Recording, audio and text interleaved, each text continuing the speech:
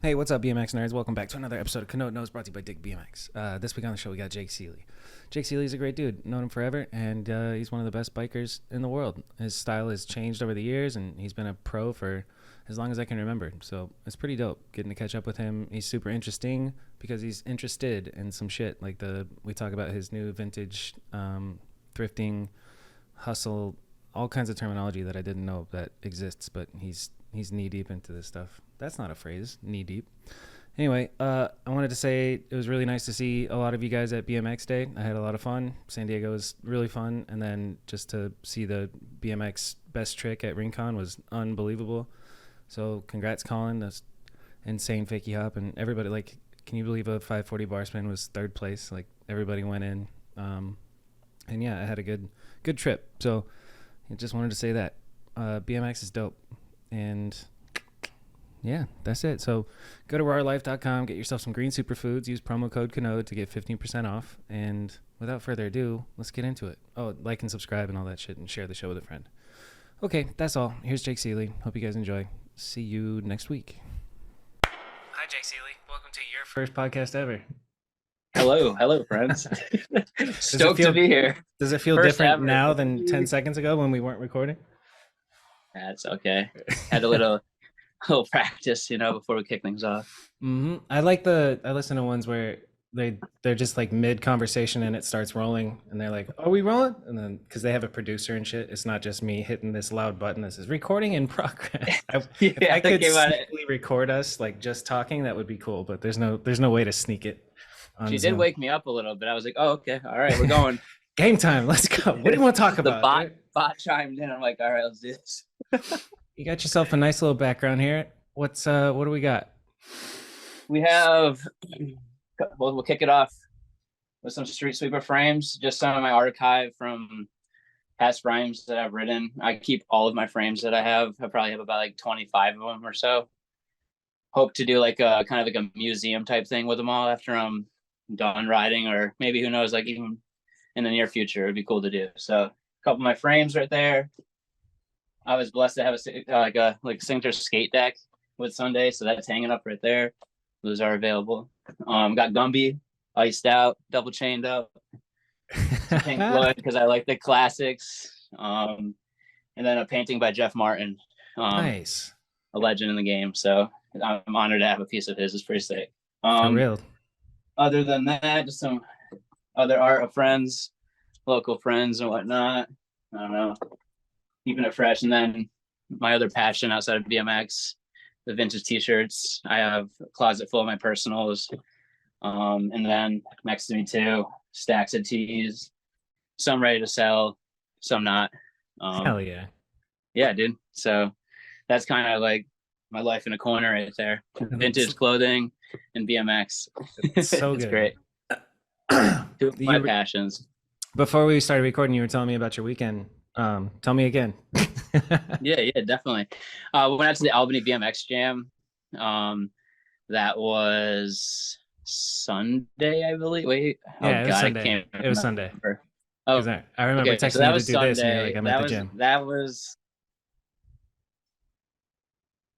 okay, definitely. Okay, you're right. So Sunday was that, and then that was just such a needed experience too, because I haven't been to like a big jam or anything. I kind of been just like sheltered in like or bubbled into like Pittsfield area, kind of just my local. Just trying to like kick it with the local scene and just like stay afloat out here, So that was really good to get out of here and see like a bunch of faces I haven't seen in ages. Speaking of like Muffin Man was there, dude. And I haven't seen Muffin Man. Nice. Dude, I haven't got to really like chop it up and kick it with Muffin Man and like since like oh my God, like probably like 15 years ago, so long ago, dude, like straight up back in the come up days out in New York. Dude, how's he doing? I haven't heard his name in so long. Muffin He's Man, doing dude. fantastic, man. He's gone through some stuff like getting hit by cars and stuff like that. So he's gotten pretty beat up in the past, but he's fully like healed up and like on his game again, dude. And he says that he's super motivated, hyped to be riding and just like out with all of his boys kicking it just like he did back in the day. So I don't know. He seems super stoked on life and it just made me really happy. And it was so good to see him. I don't know. That's my boy, my day one homie. So hell yeah. It was cool to reunite with him and kick it and cruise around and just swerve in some traffic, just like good old days, you know. So What was the jam for? Just BMX day? Was BMX day? dude, yeah, Jared Butler just puts it together at once a year just for the, you know, the Albany community and all the riders out there. And like honestly, it's not just Albany. Like there was people coming out from like Pennsylvania and like all over like the tri-state area, which was really cool to see. It reminded me of like how strong that scene is, dude. It's wild how many people showed up for that. Hell yeah. Yeah, it was dope. So yeah, just a cool. I was just at the Blue Banks, you know. It was just a fun time, like long jump, high air, foot down, just the classic like BMX like times with the homies, you know. So it was a good old time. And after that, I had a vintage pop up. So with all like the vintage clothing and stuff, I also sell a lot of it. So I'll throw like pop ups almost every weekend, whether it's local or out of town. I'll set up like a 10x10 booth and just have a bunch of racks in there with a bunch of all the clothes that I've like hand curated and yeah, a slang tees, jackets, coats, pants, hats, pretty much anything that's like 20 years or older. You know, sometimes I like to like get into like pop culture nowadays and like stuff like that. So I'll bring some like Peep stuff out or like, you know, a little sorry, like Kanye or just like any of those like kind of like streetwear brands. I'll trickle those into because they're like kind of hot with like the teens and whatnot, the kids out there. So when you do this like pop-up type thing, is it like your shit alone or is other pop-ups happening at some event or how does it work? Like where do you so basically there's like a person that'll like there'll be like a street fair or else there'll be like a farmer's market or something like that. And then within those events happening, then I'll have a booth at one of those. But along with those are just kind of like the local ones I do. But I also like travel, like I have one coming up in September in Providence, Rhode Island, and that'll be just specifically for like the vintage t-shirt community and like the vintage people that are kind of looking for like more upscale and like higher end like vintage. Basically like this event's more like curated towards like people that already know about it, you know, where locally I'm like selling to people that don't really know about it. They're like, why is this t-shirt $100? Or like, why is this t-shirt like this or that, you know? So I'm like kind of like easing it into the community, like the area around here, giving them like kind of prices they can afford and just getting them stoked on something that's like older and just like recycled like fashion, you know, something that's not like mass produced and just like thrown out the next day. Something that's like quality. What does make a shirt $100 versus like a cool vintage? Because like I could picture just like a normal family walking by, like, oh, that's a neat shirt. That should be $25. Why is it $250? You know, like what makes a shirt more valuable? Like rarity, quality. Obviously, yeah, those are the two answers.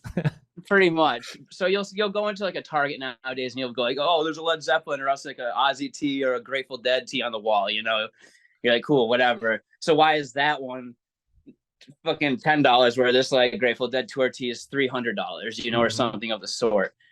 Basically comes down to like age. A lot of these like t-shirts have been like chopped up, turned into rags.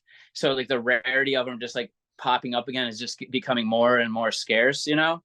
So basically it just comes down to these things are just not easy to get. They're super hard to find and people are putting in, and when they are being found, people are putting in time and work and digging through like garbage and just junk to find these pieces, you know, that are special. And like it comes down to like also like the prints that are done on them are just such well made, like screen printing. It's almost like art, you know, for some of these original printed tees by these like certain companies, like Liquid Blue or The Mountain. Those are just two really like well-known brands, so people probably know what I'm talking about there.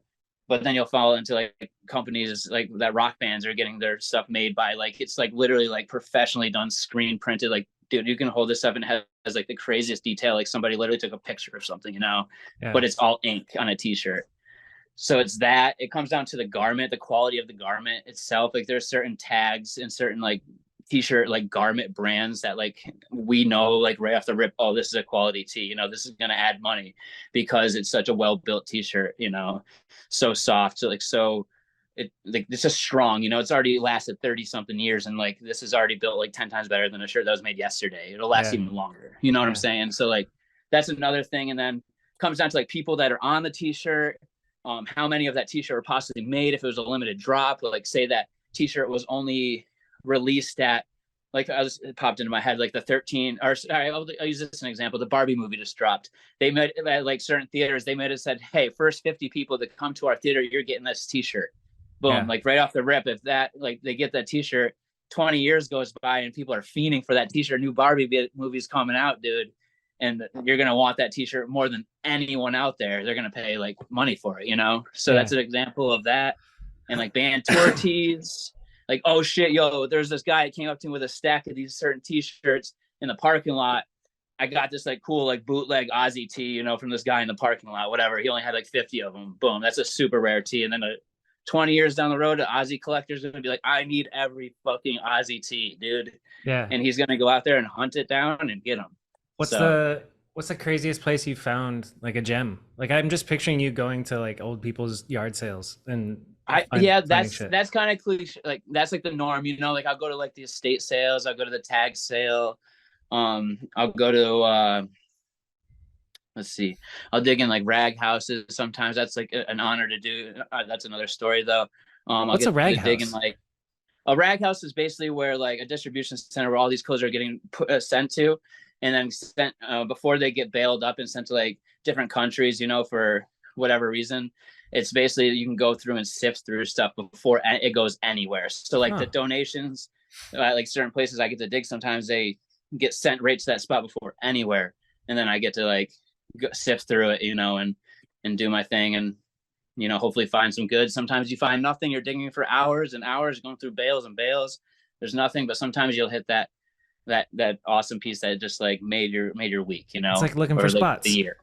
Dude, exactly. That's what like one reason why I love vintage so much is that, like, it shares so many qualities of BMX with like the Stoke, like with like finding a new sourcing spot. It's like finding the spot, like you just said. Yep. And then once you're digging, that's like trying the trick, dude.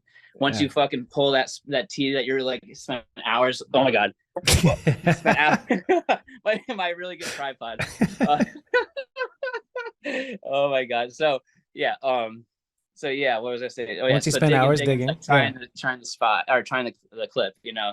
And then, dude, once you pull that, it's like boom, you got that trick, and you're so fucking stoked. But then, like the best stoke, if you're trying to resell that tee or something, it's like, you know, when your video part gets put out, you know, you sell that tee, and you're like, yo, I just got that for $2. I sold it for $1,000. Like, holy shit! Like the feeling that you get from just like that is like, it's something special too. That's so. Dope.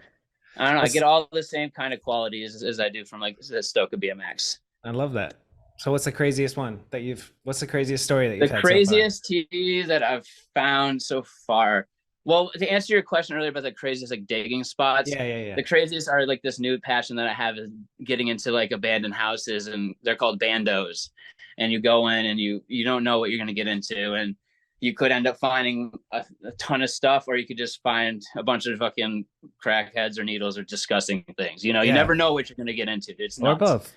But yeah, exactly. Or both. So luckily I've had a good situation where I just got into one, and I've been finding some cool stuff. So it's been pretty cool with that. But yeah, abandoned houses are definitely like the most intense like searching that I'm doing right now. Hell yeah. Pretty much. But like that's like the next step in this, in my opinion. So how do you find these abandoned houses? You just drive around and dude, it's honestly just like scouting, doing a little research possibly to see when a foreclosure happened, if there's anybody that's actually like tied to it anymore, because a lot of these places just end up being completely gone and sent to like the state or whatever, and they just rot away.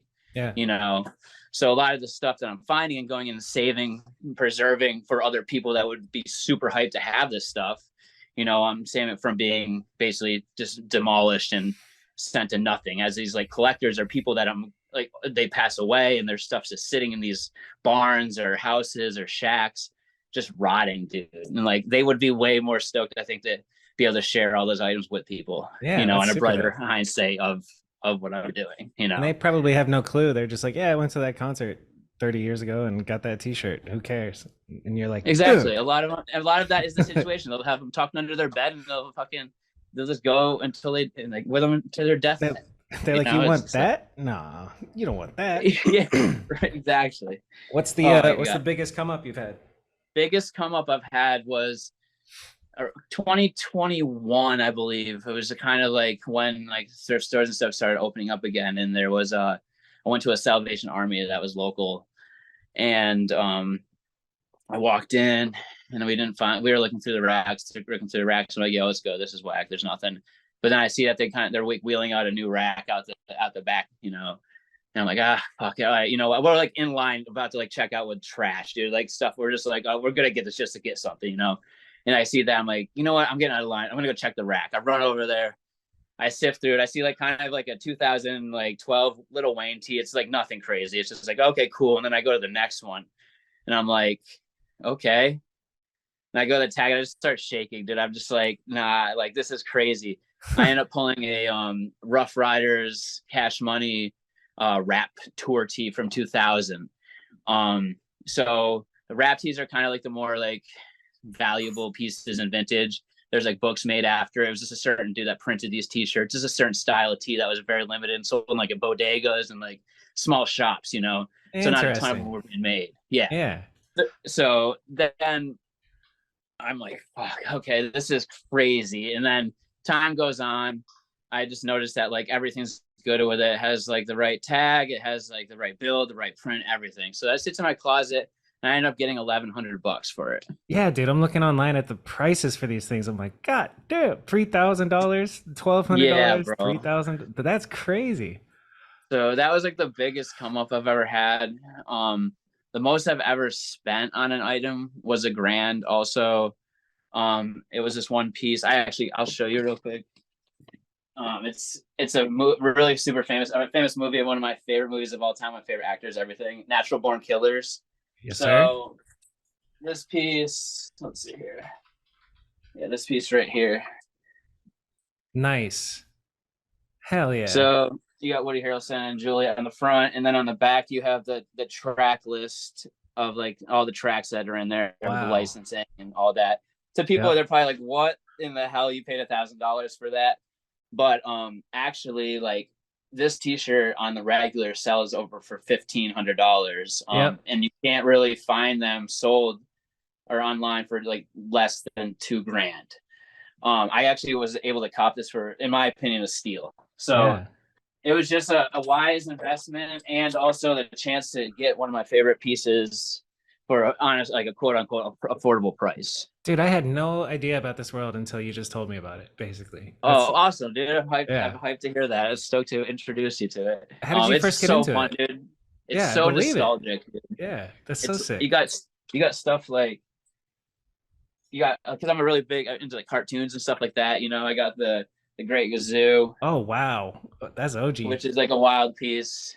Just like yes, that's fire. They just don't make. They'll try to reproduce it, but it just isn't made like how it was, dude. Like the original stuff is just like, it's just quality. So yeah, dude. I don't know. That's just a little introduction to like the other life that I'm into outside of BMX. Like it's just a new stoke for me, and it like keeps everything fresh and helps out with the money side of things. And it's just it's a grind, and I love it. So yeah, here I love it, dude. Now as well. Yeah. How long have you been like balls deep in this thing? Since 2020, when like COVID hits. I know that's so cliche to say, whatever, but I needed something to do, and at that point in time, like I was thrifting a little bit. I was like getting introduced to it a little bit by my friends locally and stuff. But yeah, I moved out to Austin and started going to the bins, and I found a Grateful Dead T-shirt that was like one of my first sales, and I sold it for over $100. I'm like, holy shit, you can actually do this! Like, this is crazy. I literally paid 50 cents for this thing at the bins, and I flipped it on this app for $100. I'm like, what the hell? Yes, this is nuts. And Proof then like right after that, I got introduced to doing like people are doing not auctions but raffles. I found like a cool Mike Tyson T-shirt. I linked up with this dude at the bins, just talking, just starting conversation, and he's like, hey dude, come over to my place and we'll do this raffle together live, and like it usually will go super well. And we combined both our Tyson T-shirts together and ended up doing like a 30-10. Like we both took home like $150 from it real quick as well. So that was fun. And then after that, this dude, Chris, 1980 something, he created this like live auction, like just movement, dude. It was crazy. Like a whole community of everybody that was like super into t-shirts started doing these live auctions every weekend, where like I would go on for, say, exactly like we are right now. I would have an hour set. I would go through, show my item, and then there'd be people bidding on Instagram Live, putting their numbers in, and just bidding up the t-shirts. And like at the end of it, you'd pay through like PayPal or something like that, you know? Yeah.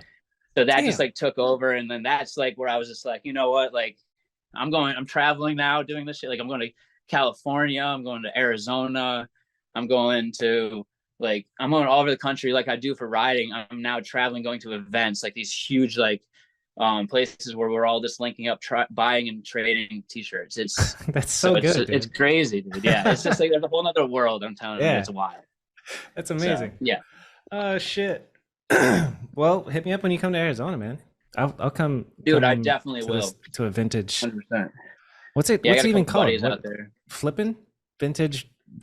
Even flipping the lingo vintage, you man. use. Yeah, flipping vintage. You're digging. You're going to bandos. I'm picking it up. You're going to bins. Yeah, you're bins, live auctions. You're gonna be thrifted in no time. Looking probably for these tees. Oh, that's so good. I'll have to buy one from you. I don't even know what, but maybe dude, yeah, like one. If you want, a thing I do for people is I'm like, yo, tell me your size and like genres you like, and like send me, $50 and I'll send you 5 t-shirts out. Fire, dude. Let's go. And it'll be all vintage t-shirts, like they're not going to be like the grail $100 tees, but you're going to get some really cool, fun stuff. Yeah. You're going to be stoked on, That's what's up. That's over 20 years old. So yeah. Speaking of old, how old are you? 34. I always want to say 35, but I'm just excited for 35. I'm not like in a rush for it, but I just feel like 35 is going to be a good year for me. So yeah, 34 is what I have right now. That's a great attitude. Everybody's like, I don't want to get older. Oh shit, I'm going to be 35 next year. But you're like, this is going to be the best year of my life. Dude, if I just keep hopefully I keep on keeping on, dude, and I just keep learning new shit. I try to keep learning new shit all the time and keeping it fresh. So I'm excited for like whatever's to come, dude. I'm going to get older, but bring it on. I just want to keep learning and just like doing cool stuff and progressing. You said it, man. Learning is, I think that's key. Like you keep exercising your brain and body and you're going to be young forever, That's the goal, brother. That's the goal. Speaking of learning new shit, is telling us different, Yeah, for real. It is like my mom always had this sticker on her fridge. How old would you be if you didn't know how old you are? And I always thought, I was like, that's a stoner thought, Mom. You're a fucking stoner. That is a stoner thought. But it's a good one. I think I'm younger now than I was when I was 29. That's a good bumper sticker. Yeah. Did you say it was a bumper sticker? No, it was on my mom's fridge. So on the fridge. Some sort of sticker. That could be a bumper sticker too. Yeah, for real. What's the last thing you learned on your bike?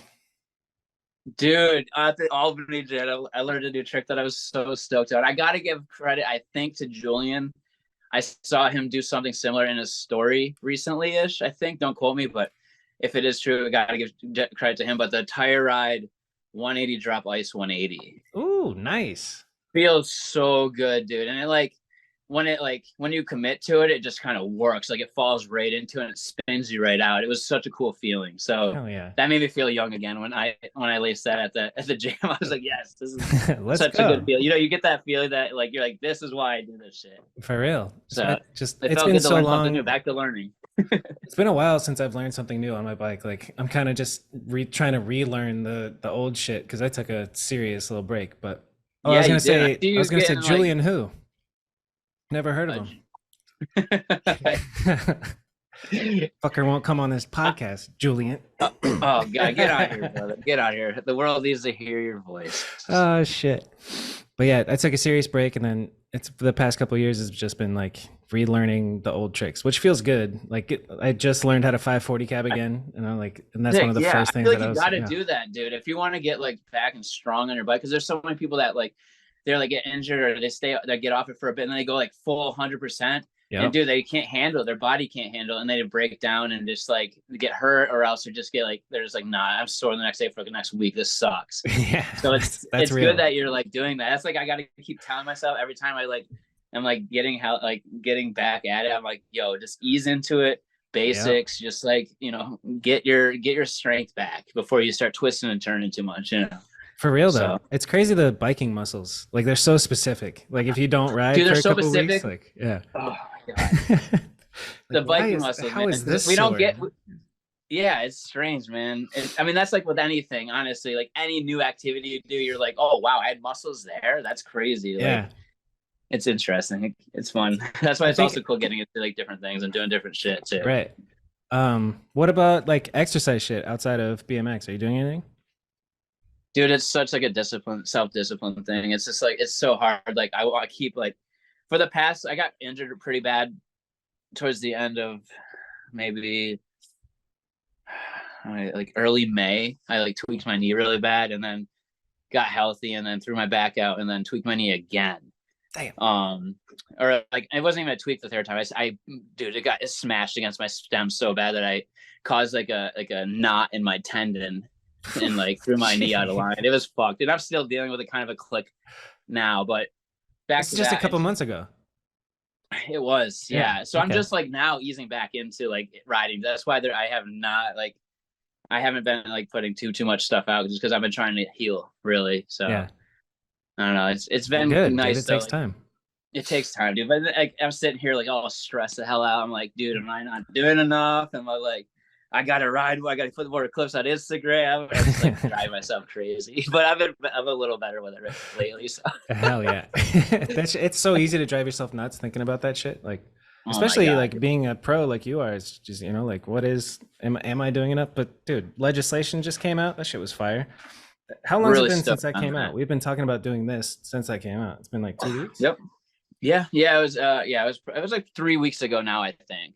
Dude, that's forever in internet world, man. That's so last forever. Year, bro. It's basically just like gone. I guess you can't even get to it now. It's so far gone. So let's talk about legislation. Right? It's legislation, right? Yeah, legislation. Yep. Well, first of all, originally call it breaking legislation, but that's not. It was like a little too much, just because we are like, well, legislation's kind of like the law-ish, right? Like it's like where like breaking legislation is like kind of like breaking the rules and the law and like kind of what we do already anyways, Yeah. So, but yeah, legislation we ended up coming up with, and I like it. It's sick. First of all, did you get my comments? Legendary. Yeah, everyone did. You were so quick with those, dude. I was dying. Ledge is such a fun one to come up with puns for. Really. Oh man, those were gold. I wish I could remember them right now. Gold stars with that one. Thank you. So how did that project start and why? Like, because I think I met up with you guys while you were on a trip in Phoenix, and it was kind of like it's Kramus and then everybody there, and I was like, so you guys doing like a trip video? And you were like, nah, everybody's working on their own shit. And I was like, cool. I think at the time, like themed videos were just popping around in like the office and like kind of around. And I was like, well, like it'd be really cool to like do an all ledge edit, just something I just really enjoy riding. And when I thought of like a ledge edit, I was like a lot of like ledge riding is like super technical stuff just on a flat ledge, and I was like, yo, there's so much more like architecture to a ledge than just like it being a flat ledge. Like I want to like really show that in a video. And just like go along with like what I look for like while riding, so it like kind of complemented each other. And I was like, all right, like, and I also like low key was like, yo, it's just ledges, so like no stress, you don't gotta like do any rails or go like too big, so like it'll be a chill project, Yeah. So I was like, sick, this is gonna be dope, it'll be a quick thing, I'm like in my head like thinking, and then it ended up being like I don't really have anybody to film with at home. Like I only filmed with Zach really. And I filmed a couple clips with Mastroni because we did some like personal trips where we just like went on and cruised like some cities together. And also like, I don't know, just like, so basically, I don't even know what I was talking about there, but basically I only got to film on trips. So I'd basically go out to Cali for like a week, film for a week. Zach would come out to Pittsfield for a week, would film for a week. So I got to do that like I think 4 or 5 times over the course of 2 years. So that was pretty much like the timeline of that. And it was originally going to be like a ledge edit straight from the beginning. It always was going to be a ledge edit. And yeah, it just ended up coming together. And towards the end of it, I just kept getting like tweaked or just hurt a little bit, or just things weren't working out. I was just getting so frustrated. I really wanted to like use excuse me, both songs, the full both songs, and have like around like a 5 to 6 minute part, or like 4, whatever. Yeah. But we're just like, you know what? It's like a themed video. Like, let's just put it out. Like, you know, I was stoked on like what I had, and I was happy with the last trick and stuff, being like a hometown hitter and whatnot. So I was like, you know, let's get it out. And Zach whipped up so fast and like such a good way, and he killed it on that edit, dude. I was so stoked. He's incredible, dude. I was really gassed.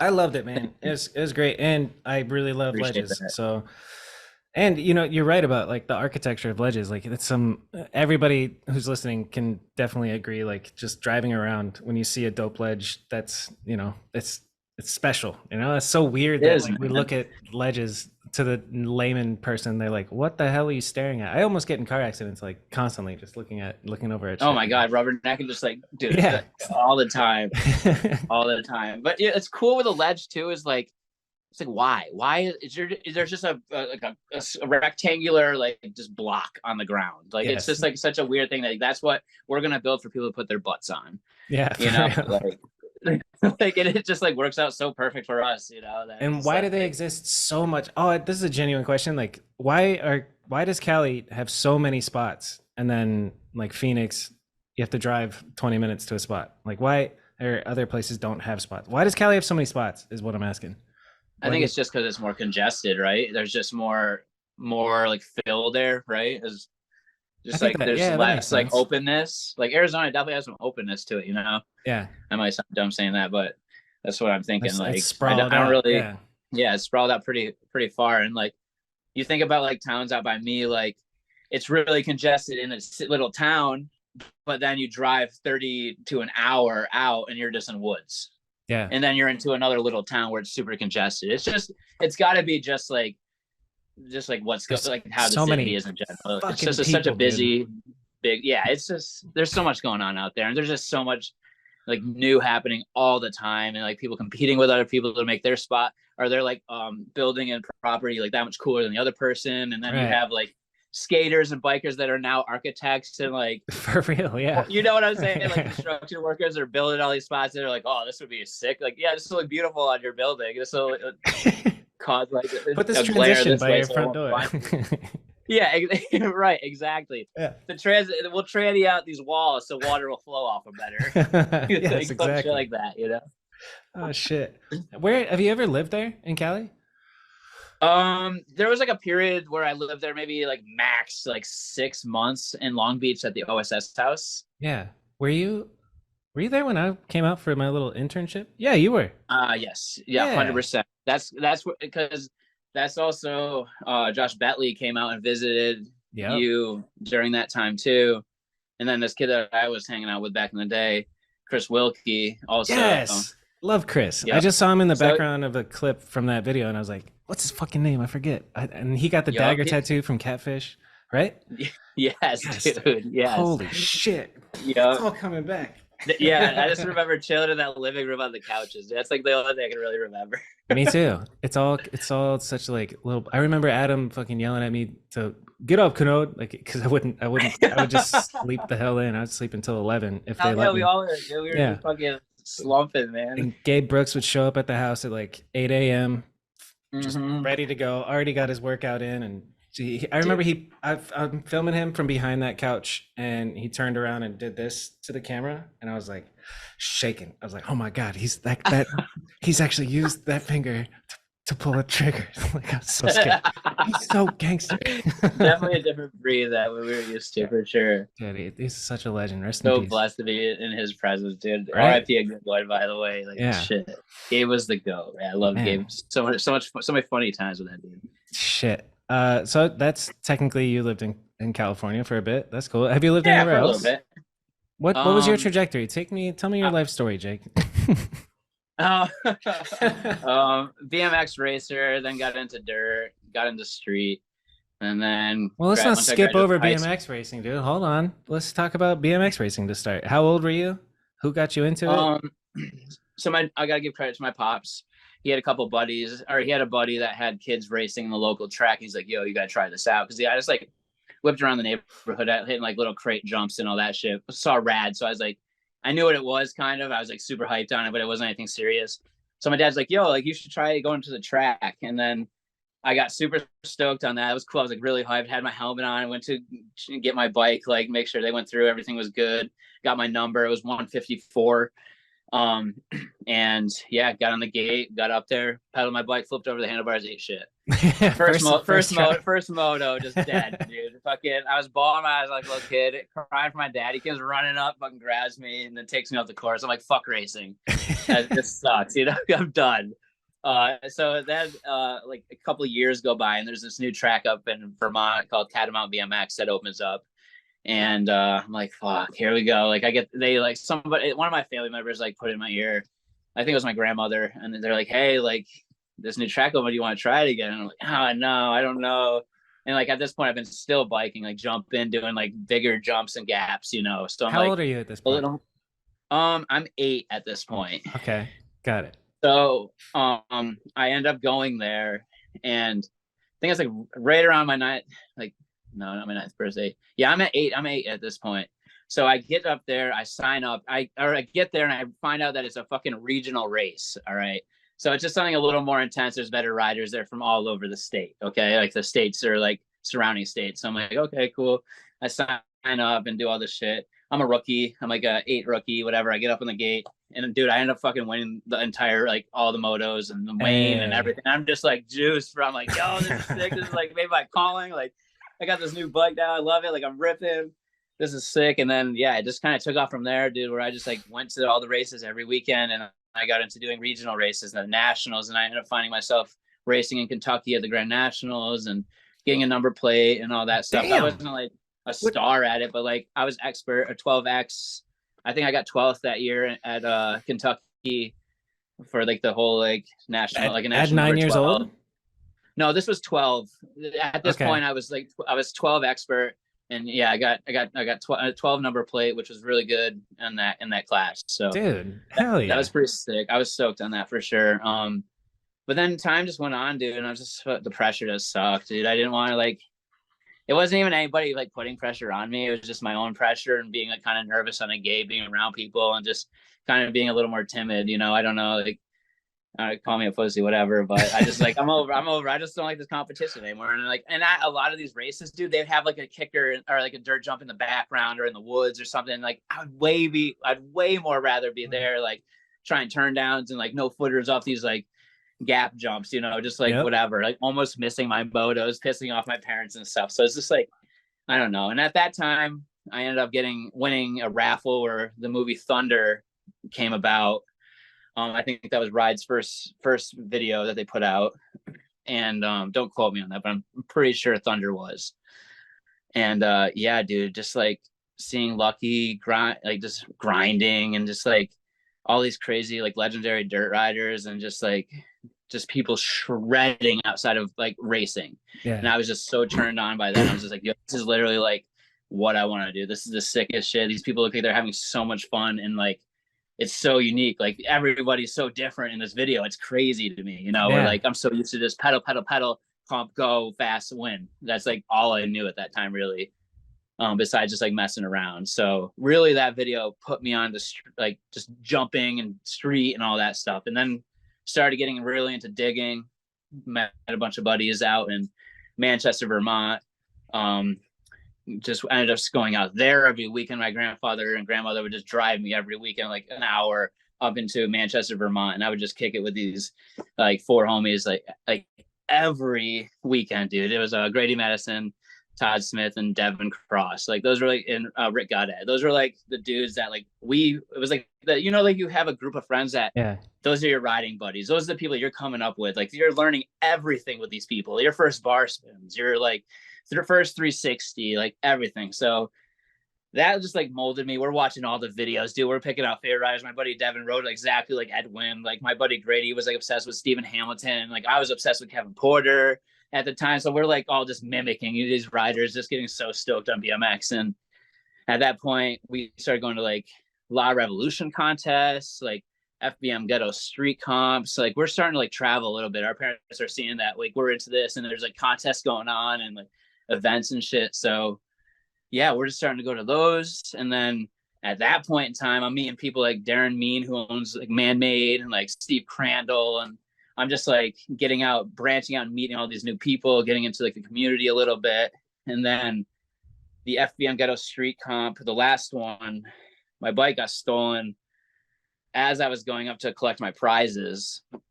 I ended up getting third at that event, which was like in like an AM contest. Dude, I was so fucking hyped. I was so happy. Yeah, went to go get my prizes, came back, bike was gone. Nobody had anything to say. It was like, oh, sorry, buddy. I'm like, God fucking damn it. I was like so bummed. I was For like, real. whatever. Yeah, it sucks. So at that point in time, then I'm like just moping around, chilling, and then I end up like running into like Steve Courteau and like all of his friends from New York. And we just kind of click and start talking and whatever. And I got like his AOL.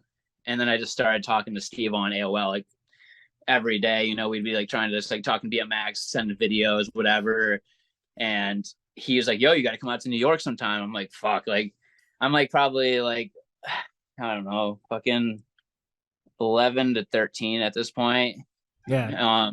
And was I'm I think the last FBM Ghetto comp that I just looked up, that your name is in like the description is for like an amateur result type thing, is 2003. And okay. So you're 13, 14? Okay, so 13 or 14. Okay, yeah. So I'm that age. I'm like this. I'm not getting the chances to go to New York City by myself. You know, like I still have to have my grandfather drive me out there. He's like a G. He was down to like bring me wherever. He's just loved it. You know, it's so cool. But so like that's 3 hours from here. You know, so he's driving me 3 hours, drops me off with Steve Courteau in fucking New York, then drives 3 hours back, comes and gets me Sunday, drives 3 hours and drives 3 hours back. Damn, dude. Hell yeah. He was a trooper. He's a trooper to have. R.I.P. my Gramps. He's Bill Seeley, William Seeley. He's a fucking real one, dude. What a guy. And it's cool too because a lot of people in the BMX community will definitely know that name because he was always right there with me, like just like in the beginning of it. Was sick. So that is sick. Yeah, so in New York City, I go out there with Steve-O, and I'm just he's so good at introducing you to people. Like he just knows everybody, you know. So at this point, he's just like introducing me to like all these people all over the city. Like the first time I met Adam, like I didn't even have pegs on my bike, you know. And I was riding like an Tony Cordona's deployer FBM frame, brake cable, like all that shit, you know. First time in the city, I'm just like getting so like I'm just like amazed by like the styles out there, just that much like hecticness going on, this buildings, just like everything that like New York has to offer, you know. And I'm just like, holy shit, this is like I fuck with this. This is dope. So as time goes on, and like not even like that long, like maybe a couple weeks, and then like we go out street riding, and I put a front peg on my bike, and I ended up like Smith grinding up this rail like as like during some like session we had. I was with like Adam and Steve-O, and what you just said? Heads, you put a front peg on your bike? You didn't even put a back? Yeah, so I put a front peg on my bike before anything. So there was a point in time when I was riding with just one front peg on my bike. And did you say you Smith a rail? What the fuck? So like I was like at that point in time, like you know I could like double peg it, feeble grind, but I was like so into this, like because I was at the point where I really like sweated Kevin Porter, and I wrote no pegs for a while. Yeah. And there was just that was like just like an era where it was like pegless brakes, like you know, like coping dancing, just like that type of like random style. But yeah, as time when I got into the city life, like I was like, I'll put a peg on, you know, whatever. I put it on and like doing a little bit of things here and there. And then, we just come up to this rail and I don't have a back peg. So how am I going to grind up the rail? So I'm just like, fuck it. I'll try smithing it. And I ended up just working out. And like, I was like, damn, like that felt sick. I love that. That was so cool. And then after that, I ended up putting 2 pegs on. And then as time went on, like kind of towards like props era, I threw on the 3rd peg and I had 3 pegs on, kind of like my props bio era. Mm-hmm. And then after that, then it was 4. Yeah. Then once I put 4 on, then I was stuck, obviously. And now I'm like obsessed with grinding. It was like racing, dirt, ramp, tech. And now I'm just like, love tech street riding. So it's where I'm at now.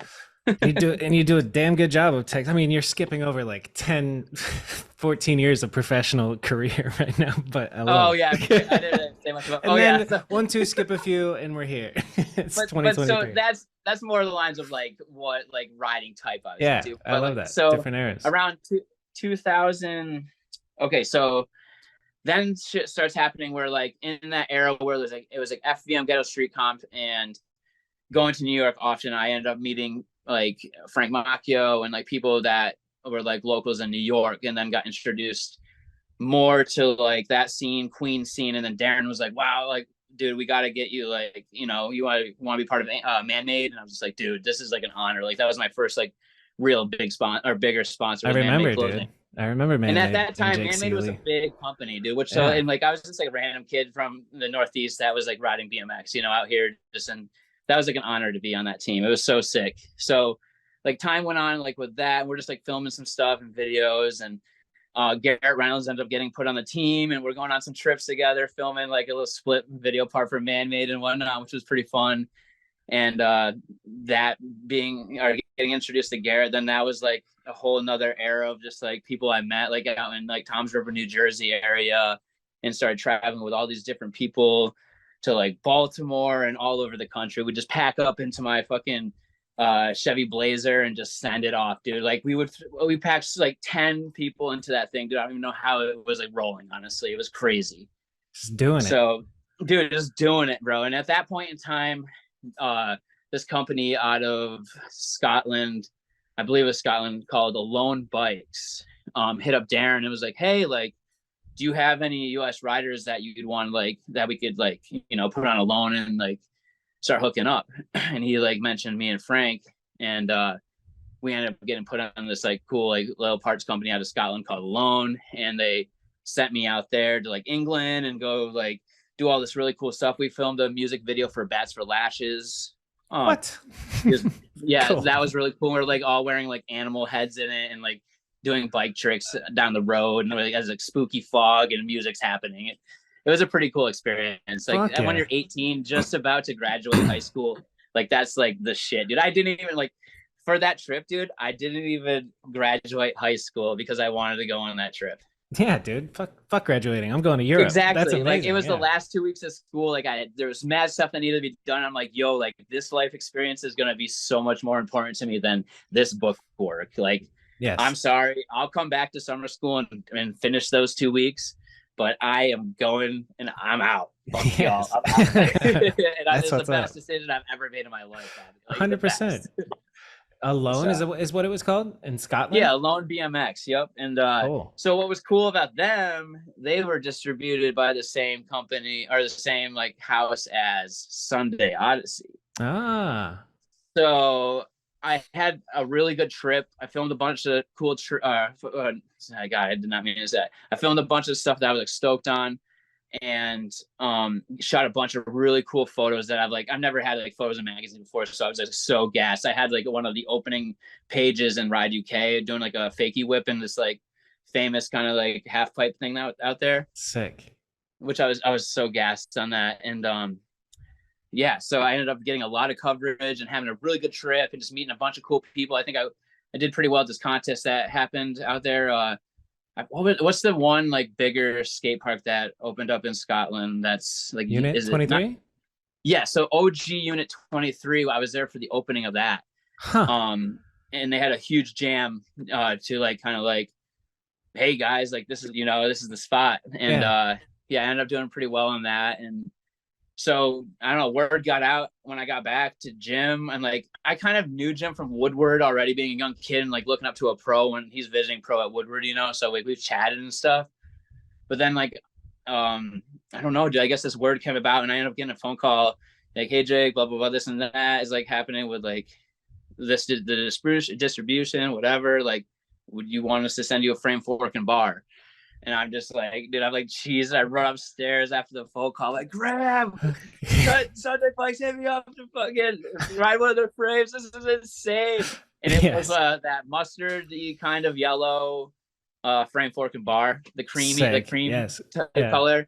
And that was like my first Sunday build, dude. I was obsessed with those. Like that reminds me of Ian Schwartz. Fuck yeah, they had the rib like down toothpaste colored ones. Yeah, dude, those the golden the era. purple. Well, I want to say golden era, but like Sunday's great for all eras. But I loved. Yeah, for me, that was my favorite era. Yeah, so good. Fuck yeah, dude. That's super nostalgic. That era. Yeah. When you think of Sunday, that's definitely like a mid school BMXer. That's the first thing they're gonna think about. Same with the Vinny Salmon frame, dude. That one was so good. The salmon, the light blue, whatever. Oh, and Ian would rock Um, the white. Did you ever go on a trip with Ian Schwartz? You must have. yes, dude. Yeah, while we were filming Grow Up, I got to catch a couple of trips with Ian, dude. He was such a chiller, dude. He would just chill the whole trip until he saw that one fucking spot he knew he had to hit. And when he Nice. saw that spot, he just got up and just handled business in like a couple of tries, sat back down, and just chilled the rest of the time. Dude. It was crazy. Yeah, Most chilling, mellow man. dude I've ever met, straight up. I'm trying to remember like the drama. We're not about the drama on this podcast, but what happened with Ian Schwartz? I don't know enough to speak on it, honestly. I Me would love either. to give us some tea, but I don't know enough about it. Ain't got no tea. So what year is this that Jim hit you up and you're on Sunday? It's wild how long you've been rocking with them. It might be like 2005. Would that make sense? Yeah, sounds about right. About 2005, because then Grow Up came out around 8 and 9, and in Wait, isn't Grow 07 Up the more recent one? Oh, I'm sorry. Up and Away. I'm so sorry. I keep saying Grow Up. My bad. Not okay. So Up and Away came out in 2009. So I got put on. Yeah, I got put on in 2007. So Jim C hits me up. He knows that I snowboard. He snowboards. He's like, "Yo, you want to go ride Jiminy?" Like, that's a local. He's like, "I'm gonna come up to Jiminy Peak. Are you down to like link up with me out there?" I'm like, "Fuck yeah, dude! It's like a local mountain. Like, I might be like not remembering this exactly but I'm kind of just playing it out how I remember it. So yeah, he ends up coming up to the mountain. We were shredding them, we're just ripping the mountain for like until close basically. And he's like, "Yo, I want to go get some grub." We end up going to this local spot called the Old Forge. We end up sitting down, catching a good meal, having some great conversations, and everything just seemed like fucking. It was like we like known each other forever, And this is like my first time really getting down and like talking to Jim and like, like conversating like face to face, whatever. So I'm like pretty intimidated, he's like a legend in the game. Of course, yeah. I'm just a young kid. I'm like, no, this is crazy as fuck. And then as we go back to the cars, he whips out a fucking envelope and he just hands me the contract. Nice. I can't remember if it happened I just remember like him pulling out an envelope. It was either at the mountain or after dinner. And it had a contract, and it's like, "Hey, would you like to be pro for Sunday?" And damn, yeah, it started like that, dude. And fucking been there ever since. Been through so many generations of Sunday. For real, so dude. So man, it's an honor. So much cool. changes. So much changes, dude. It's wild to see all the changes. I'm just like super fucking stoked that I'm still here and repping with a dope company like Sunday. I don't know. Imagine that like dinner doesn't go well, and it's just like. He's just reserving the right to not give you that envelope. You just start like spitting in his food or something. Like you get mad and beat him up. He just leaves. He's like, "Well, all right." That didn't work out. Throws it out the window. It's like the movie pans to the envelope on the ground. That song comes on. Yep. Hello, darkness, my old friend. Exactly. Oh shit! But so luckily, the movie went the right route. Yeah, dude. The movie's still going. Mm-hmm. Shit. So tell me about early days about being on Sunday and Odyssey. Like, or was it was just Sunday first? And then yeah, it was just Sunday. I was never on Odyssey, but like being under the same roof and not having like a hard sponsor or anything, like at the times, like they would always help you out, make sure you roll. That's dope. So that was sick. That was always dope. But with them, they never really hesitated with that stuff at all. If you needed a part, they're going to hook you up, They want to make sure that even if you're just Sunday, they want to make sure you're rolling and happy. Well, first, let me ask, what is Jim's? Does he own Sunday and Odyssey? Jim Selinski? No, nope.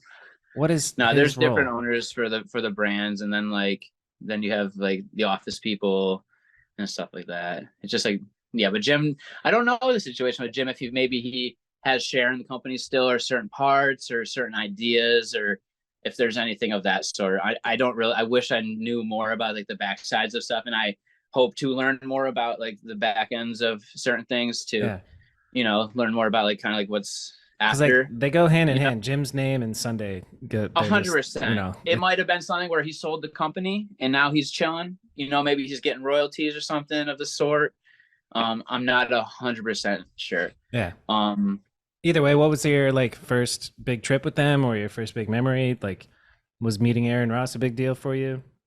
Yeah. Aaron, honestly, yeah. Aaron Ross, like right from like OG like Empire video, Yeah. with like fiddle in the band like song, and Yep. like gotta have a fiddle in the band, like that shit. Like, dude, as soon as I saw that video part, I was like, yo, I'm a fan of this dude. Like, he's got this clinking ass like hub guard off his bike. He's doing like the craziest like grind to like whips and like just the wildest spots. Like, I can get down with this dude. And he was shit footed, and like just like there's Mm-hmm. just so much like that I could like relate to in a way that yeah, I was like so attracted to Aaron's riding. It was so sick. He was the So first one I saw do a manual 3 done a stair set. I still oh my remember god, like the yeah. specific clip. It's like a 5 Dude, yeah, stair you think I manual could around a think of 5 stair. this Like, exact one. yeah. Sheesh. Oh my god. I always remember too the huge like ice pick on the wall of the 270 into the bank. I mean, that's not like a crazy groundbreaking trick, but the way he did it, it was just like on that He's a spot, dude, it was like a monster. big wall. Yeah. Yeah. He's a It fucking was monster. sick. Yeah. And then the feeble whip down the ledge there, just like clamps his legs together as hard as he can at the ground, just like clinky ass bike. It was sick. He got shit done. I wish I Yeah, like. Actually, I don't wish anything. I enjoyed the shit watching. I enjoyed the shit out of watching all of his videos when they came out. Like this, and you're talking pre-hustling days. This is pre-hustling. Like, I don't even Yeah. know what bike company he rode for days. Like, yeah, he was just just a new good old ride, boy up from and coming Texas. rider. Yeah, Yeah, that's that's so right. rad. So he's yeah, a, like he's another story. I was like, a fanboy, dude. Like with Aaron, like I it was tough with Aaron because I didn't know how to talk to him, and like I was like always intimidated kind of around him. So I kind of like always put myself in a weird situation where I was just like too shy to like really like get to know Aaron in a certain way, like even throughout this like whole time.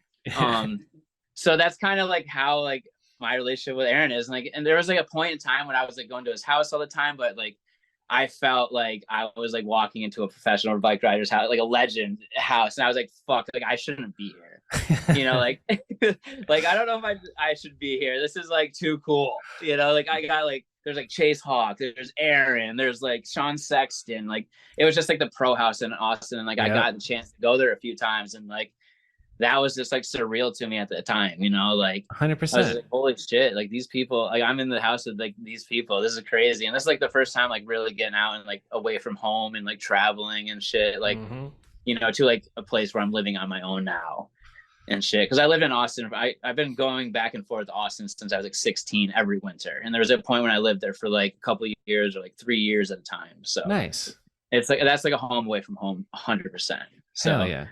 I got to experience a lot of cool things out there. But yeah, like that's like early Sunday days. Like even that era, that was like trying to think. Like I would ride with Aaron, but it wasn't like we were even on the same team. I was like the younger kid, and he was like the pro.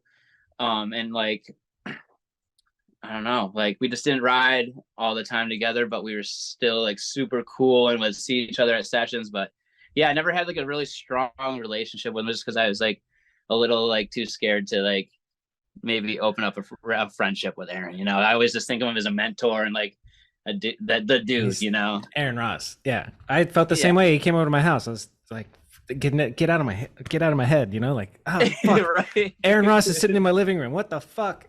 This is crazy. He's the man. I love he's just it. a really nice guy. He's kind of a goofball. I love it. Same with you. Oh, fucking goofball. Yeah. Everybody's a fucking goofball, dude. I mean, there's some dudes that are like cool as shit, and it's weird to be like.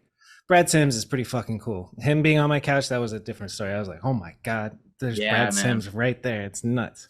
But who did you, so you didn't have a like close relationship with Aaron Ross. So what? Who did you have a close relationship with on Sunday in the early days? Oh my God. It was like, and I can't remember. It was like 09 to like 11. It was like Eric Lichtenberg and like Alex Magellan. We were like the three musketeers. Dude. We were just like, would get into so much like just random mischief at night. We would ride, like feed off each other every trip.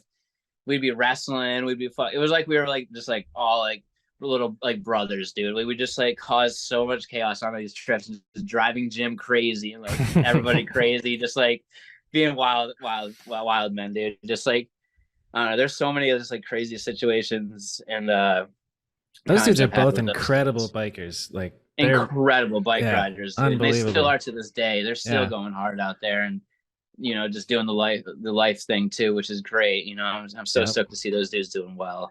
I love that. Yeah, I don't get to see them on these early trips. I want to, but when I do see them, it's like I saw them yesterday, though. 100%, man. Love those guys. That's the cool thing about BMX is that's the type of like relationship you get. It's just like you can go years without seeing each other, but then when you do, you have all those memories that you like can look back on. That's dope. Who's 100%, who's dude. filming these early trips that you're on? Who? Oh, Jim C is filming on these trips, dude. Nice. He's like, you know what? I'm just gonna take over the media game, and just like he got all this camera gear, all this shit, and then he just started like being the main dude filming on the trips. I Sick. believe there was a dude, I might butcher his last name, like Tom Arkins, who was like more of like a ramp rider, from back in the day, and he went on some trips and filmed some stuff for us. Um, who else? Oh, dude, during grow or during Up and Away, it was Chad Shackelford who Oh was filming shit. that Yeah. video. So Damn. that was also the time when like Shook was popping off. So that was Yeah. also like really cool to be like behind or in front of the lens of him, you know, because all those videos are like what I was like looking up to and watching like all the time, dude. That was like such a cool Same. raw street like an introduction to street like or like street now or in that time, you know. What was it like filming with Chad? Um, I can't honestly remember anything like special or not at all, dude. I'll be honest with you. I don't remember one thing. I just remember like his footage being really tight and like some people not being too stoked on that. Not to throw any shade or anything. I mean, I could care less. I mean, nowadays people want your shit tight as fuck, but Now it's like trendy. yeah, exactly. So it was just a different style, and I feel like a lot of people weren't really too stoked on it. And he had like a vision maybe that like maybe some other people didn't have, and it kind of just like ruffled some feathers. And then yeah, he got let go of the project because I think he just like just taking too long or something. You know, I know. I'm getting like an image in my head of somebody on rollerblades filming. Did Chad Shackelford that wear dude. Oh rock my god, rollerblades? that was Wade Young, dude. That was the homie Wade Young. Nice. Okay, Wade Young. Yeah, so Cool. that was even before this era. That was like Alone Days when I was like, dude, that was even like that was young me. That's so funny that you brought that up. Yeah, dude, that was Wade Young. He's a G, dude. He still films with rollerblades too when he does film like BMX and stuff, and he's smooth with it. That's dope. So Like, that was actually man-made days, dude. There's a man-made edit that he made. That he made for man-made that of myself, and that was like 2000, maybe around like 2004 or 5 or like 5ish era. wild. Again. Wild. I'm trying to like imagine myself just strapping on rollerblades at the spot, like filming. I can't. Because I suck on rollerblades, dude. Dude, same here. I couldn't. I didn't know how he did it. Like he was able to stop. He was able to fucking like do anything with like as a person would just have like normalized walking. He would just like do it all. I like if you could get good at blading and go through like bowls and shit like Twistifer does on the skateboard. Like, oh my god, that'd be pretty cool. Maybe yeah, it really would. Throw some elbow guards because you're free range all above, so you have all of like free motion, dude. You know. Could be a good thing. I don't know. It worked for him. He kills it with it, dude. Somebody's got to bring back the blades. Bring back the blades. Bring back the blades. Okay, so let's keep moving forward in your time, dude. It's so crazy. Remember when you were like, yeah, and that's about it, and then now we're here. Oh my god, yeah. There's so much shit. There's a whole part of my life I missed. All right, so where are we at? We're on Sunday. You're filming with Jim C for Chad for Up and Away. Chad for Up and Away. Yep. And then we've gone on some trips. Now we're just filming, or we're filming like trip videos, you know. So those are with like Jim C and some random filmers. They're just got some freelance guys. There's like this dude Francis that filmed a couple of trips. Does Instagram exist yet? Instagram does not exist yet. What was like BMX media like at this point? Just to sorry to interrupt the story, but you're fine, dude.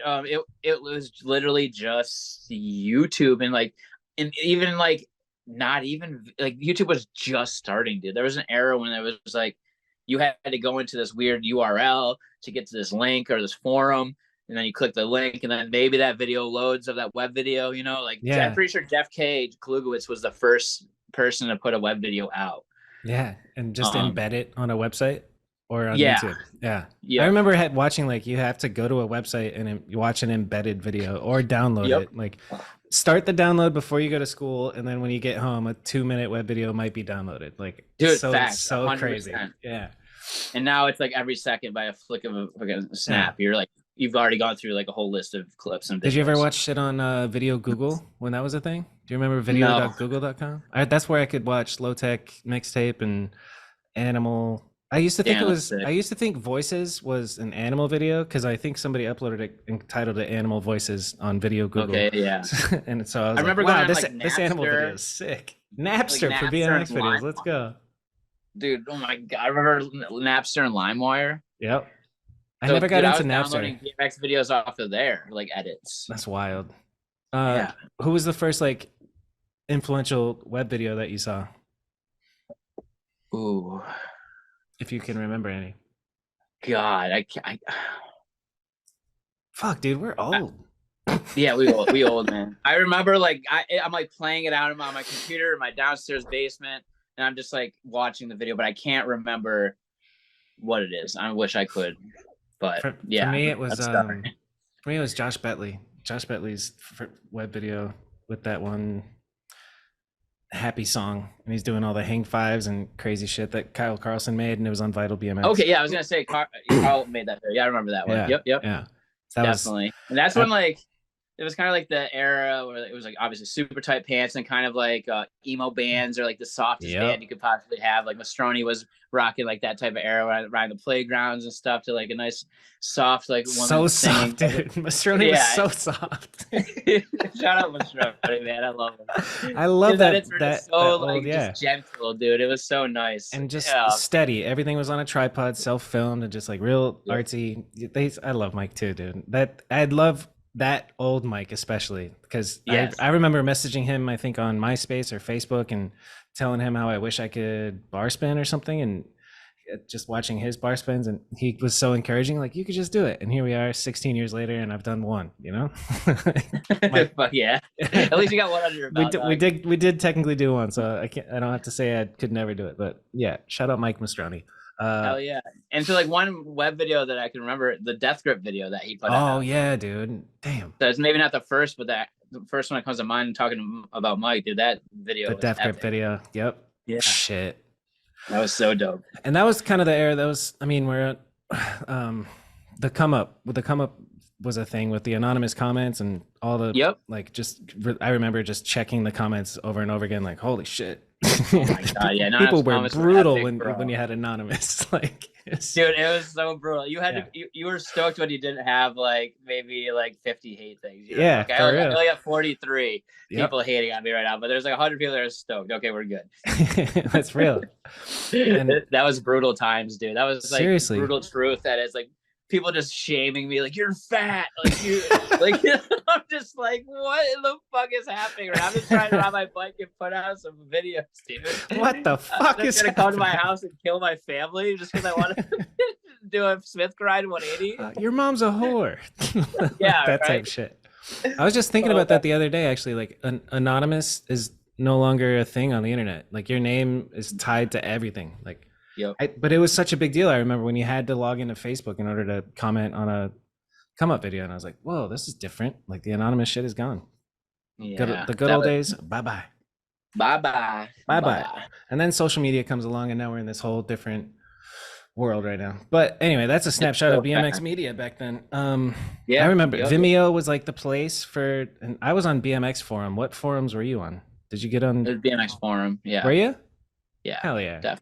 Definitely. That was like the only one I really knew. That was like the main one. That's the only one I can think of, honestly.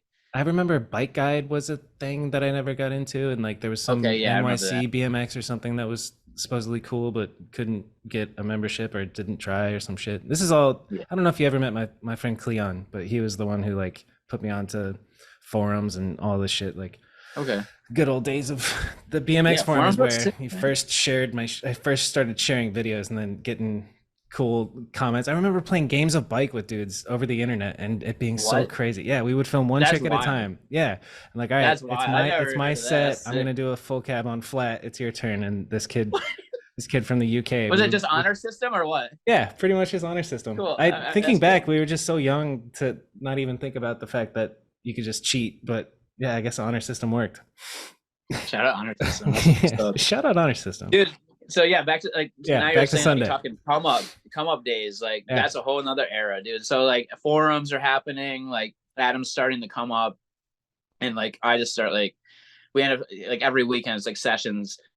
We meet at the banks, and I'm just meeting all these different people, and I end up kind of just like falling into the crew with like Adam and Muffin Man and Nick Monterio, Spam, and Steve-O, and like all those dudes, Oba. Like there was just a whole crew of like people that would ride together, and then it kind of just like more of the come up started happening and happening. More videos came out, and then we filmed the come up DVD. We went on some trips for that,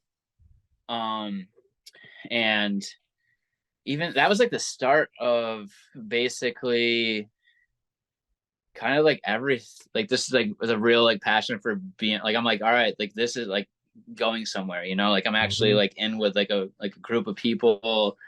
I'm like meeting people every weekend.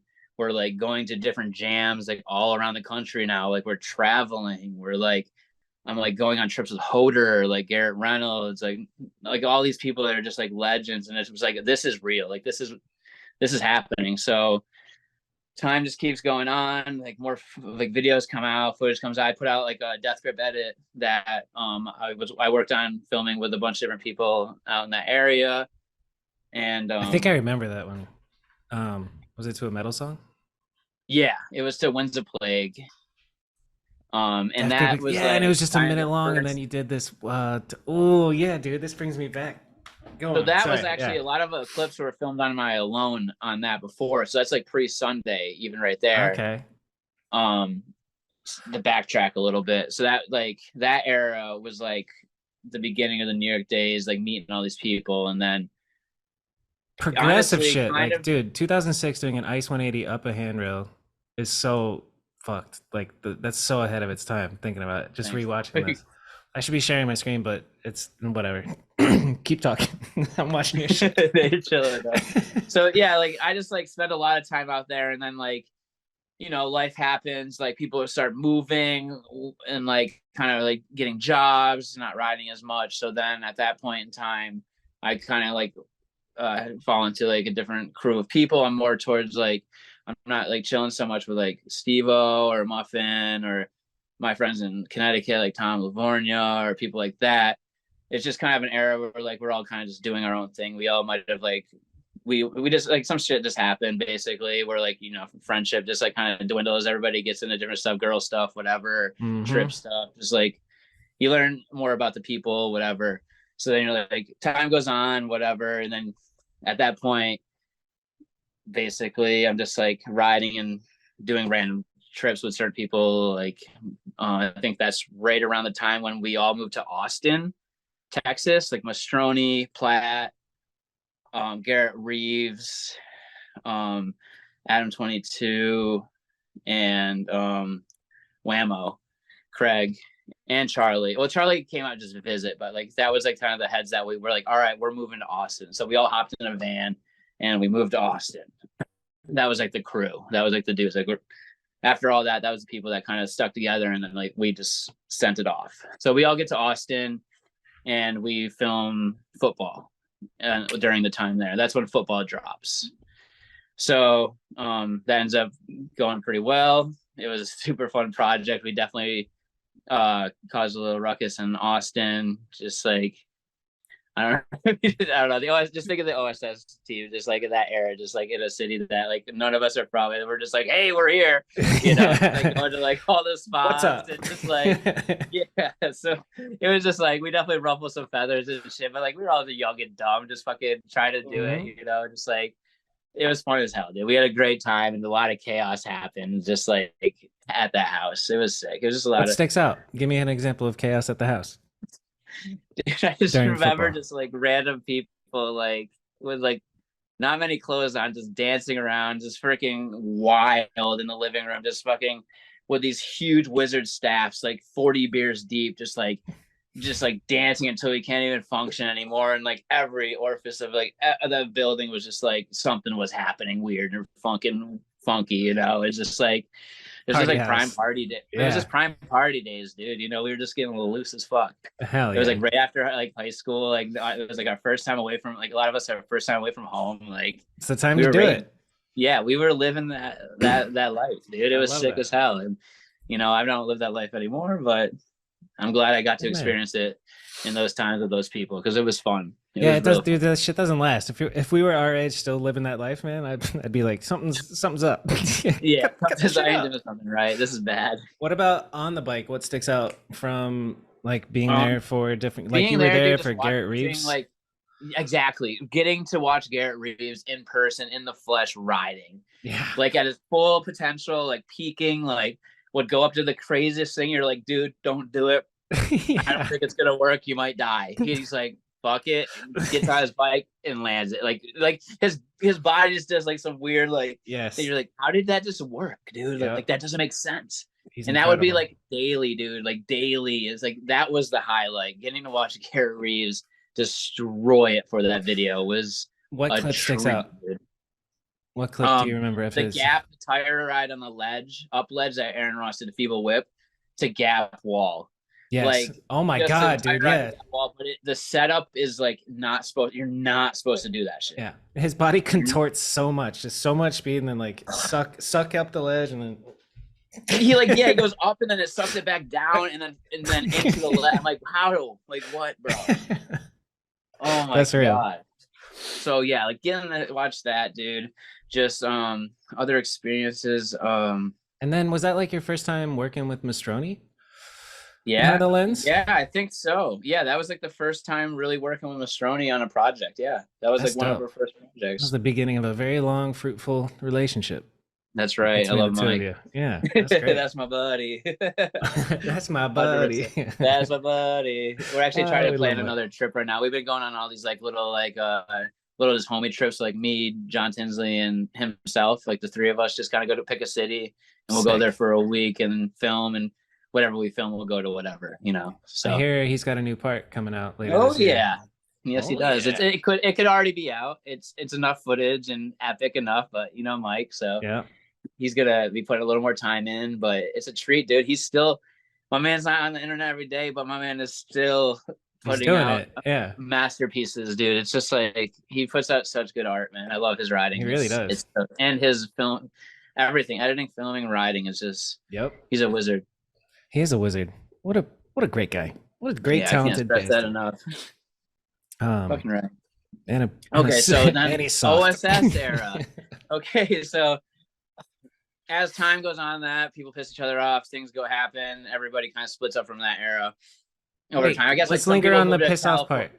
I want to linger on the What? piss off part. What happened to you that you remember? Who got pissed off at OSS? Who like what you just brushed Like over? part of us moved to, like some of us moved to California. This is like kind of like when I moved to California in that time, and like I remember one thing that I pissed off the guys was like I'm pretty sure I was filming and I had some footage with them, but I also had a new bike coming out with Sunday, like a signature colorway, and I was like, fuck, I need footage, guys. I don't have any like footage. I'm hurt right now, and I really got to promote my bike. Like, can I use the footage that we've been filming? Because I didn't have much, and it was like I'd rather just not have this in it in the video and just use this as, like with all my other Sunday footage to like Yeah.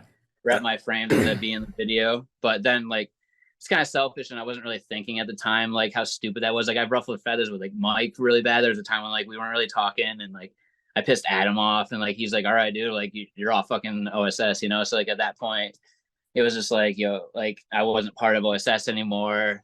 And we were all just kind of like whatever with each other. It wasn't like I fucking hate you and beat your ass or anything. It was like, you know, whatever, dude, you're doing your thing. We're going to keep doing ours. Like just, you know, we'd rather not deal with with you at that time. Cause I was just like, I was being kind of like a baby about it. And I was just like, wasn't going about like the situation correctly or like thinking about it thoroughly. I missed all this. So I don't remember this. So good job. It wasn't keeping really hush, like hush, anything that was like put out there or anything crazy. It was just like kind of like a mellow falling out with everybody, you know. Yeah. And then time goes on. I'm like going on Sunday trips and all that, and then something happens where like everybody fucking just like becomes homies again. We're like, you know, like we're like, yo, like, you know, I'm sorry for this, or like, Squash it, dude. Like it's been a long time. Like how are you doing? Like then things are like forgotten or just like put to the side, dude. You know, and like. That's real friendship, and that's why like still to this day, dude, I rep OSS. Like I'll rep OSS to the end because Adam and all those dudes are like they really are true friends, even through everything they've been through and everything I've been through. They have my back, or Adam and like those dudes have my back like 100%, and like hell yeah, I really appreciate that and love that about them. I don't know, he just like no matter what, he won't forget his roots, and he's just like, I can respect him for that, you know, along with everybody else that is under that roof, you know. Yeah. Yeah. Dude, the way he's handling whatever's going on right now with the Lena shit on Twitter is fucking wild. Yeah, but you know, he's believe. like a genius, and he's like he's like low key is planning all this shit, dude. You Yeah. know, like he low Yeah. key like It's he really has a good, grip really on good all attention. Yeah. Yeah. So It's fucking wild. he's wild, and that's the whole other lifestyle that I don't know anything about. But dude, fucking, he's doing it just like with everything he's done. It's calculated. He's done it like to the fullest, and he's been successful with it. You know, BMX, hip hop, porn, whatever it's gonna be next. You know, like he's gonna put in 100 or fatherhood. You know, dude. Like, right. Yeah. 110% no matter what he does. And that's what I was kind of like blown away when I came admire out him for that. And he let me do the internship for him. I keep calling it so I don't know. I must have told you when I was out there, but I was talking to my dad, and I was getting out of college, and he was like, Robert, you better get yourself an internship with one of these bicycle companies. And so I emailed your father was like, pushing you to do that. So I emailed a bunch of different companies, and nobody was like down. And I emailed Adam, and he's like, come intern for me. Cause I asked him just like, do you know any BMX companies that I could intern for? And he was like, come intern for me, Kanode. And he taught me WordPress and all this shit. But I was like most impressed by how smart he was. I thought, you know, it was just like some fucking guy who knows how to run a website, but like he, you know, he's a smart cookie. Adam 22. Definitely, man. So it's interesting to see your perspective from like having the history with the OSS and all that. Yeah, dude. Like we've gone to jail together. Like we've done crazy shit's happened. Like there's one time in New York City, bro, and we were at some wild party, and like I saw like a chick throwing some bottles out a window, and I was like, yo, this looks fun as hell. So I took some bottles and I started throwing some bottles out the fucking window, dude. Oops. And it ended up happening where like more people were throwing bottles out the window at that point. And I'm pretty sure a taxi got hit. And then at that point, cops are like fucking blind, or like sending like lights up to count the like windows to see where we're at. And then we just like a little while later, we just hear, and all of a sudden, bro, the party's busted, and we're all in jail, bro. And like, dude, that definitely was another part of like some people hating me for a while, dude, because I was just like, I was a dumbass kid just doing some stupid shit, and that's what happened, bro. We got put in jail for like a day or like 2 days. It was like me, Adam, Rory, Chase D, Ben Hiddle, and a bunch of other random heads, bro. It was during Mega Tour, bro. Wow, fucking A. Yeah. So that was a wild situation. That is wild. Holy shit. So yeah, I don't know. There's just a bunch of during that era. There's just some chaos that happens, but yeah, dude. It's like it feels like yesterday, and it also feels like 25 years ago that all that shit was happening. So, like, yeah, anyway. it for real though. So for real. The OSS beef gets squashed over time, and then you're living in Cali. And then, like, and during that time too, I'm like kind of finding myself again. Like I'm not doing good with Sunday. Like I'm not doing enough. Like they're already like they're getting the phone call like, hey, we got to cut you down to this, dude. I'm like, fuck, dude. It's winter time, you know. I'm like, God damn, I don't know what the fuck to do. Like this sucks, and I'm like bringing up this shit. I'm like, why is he getting more than me? This and that. You know, like just being like a dumbass kid, bro. I'm just like thinking I deserve more than I do, and I'm just like, yo, I've been on the team longer. Like, why is he getting more than me or whatever? Why am I getting cut? This and that. And I just got put in a check real quick, dude. You know, like I just stepped back and like took inventory.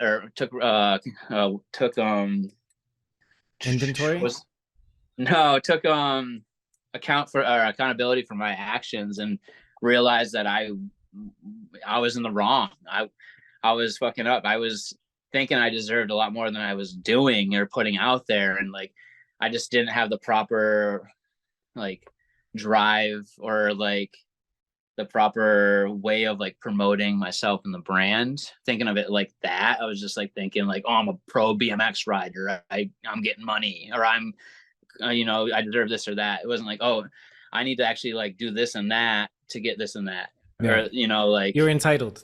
Yeah, like I'm a pro. Exactly. Just pay me. I'm, you know. Yeah, I was entitled. And I was thinking it through and like thinking of how I could benefit the company or like help them out more than, you know, because that's we're pro riders for the company, you know, like I gotta make sure I'm doing my job. So I stepped back, I made some apologies, and I was like, all right, I'm gonna flip the switch, you know, because at this point I was kind of just like chilling, dude. I was gaining a lot of weight. I was just like I was not in a good place.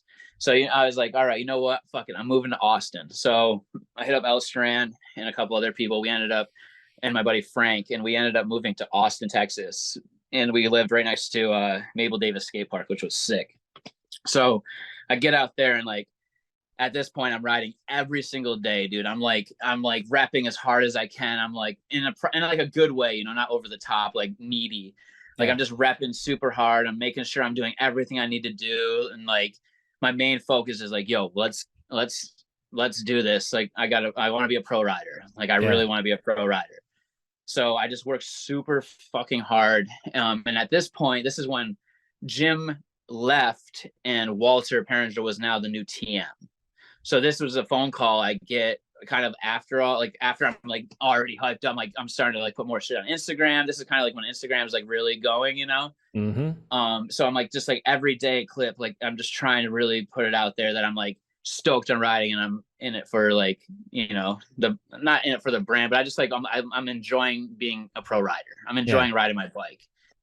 And which is so simple, but that's it, you know, like it's easy to lose that. Yeah, exactly. I'm happy you figured that shit out.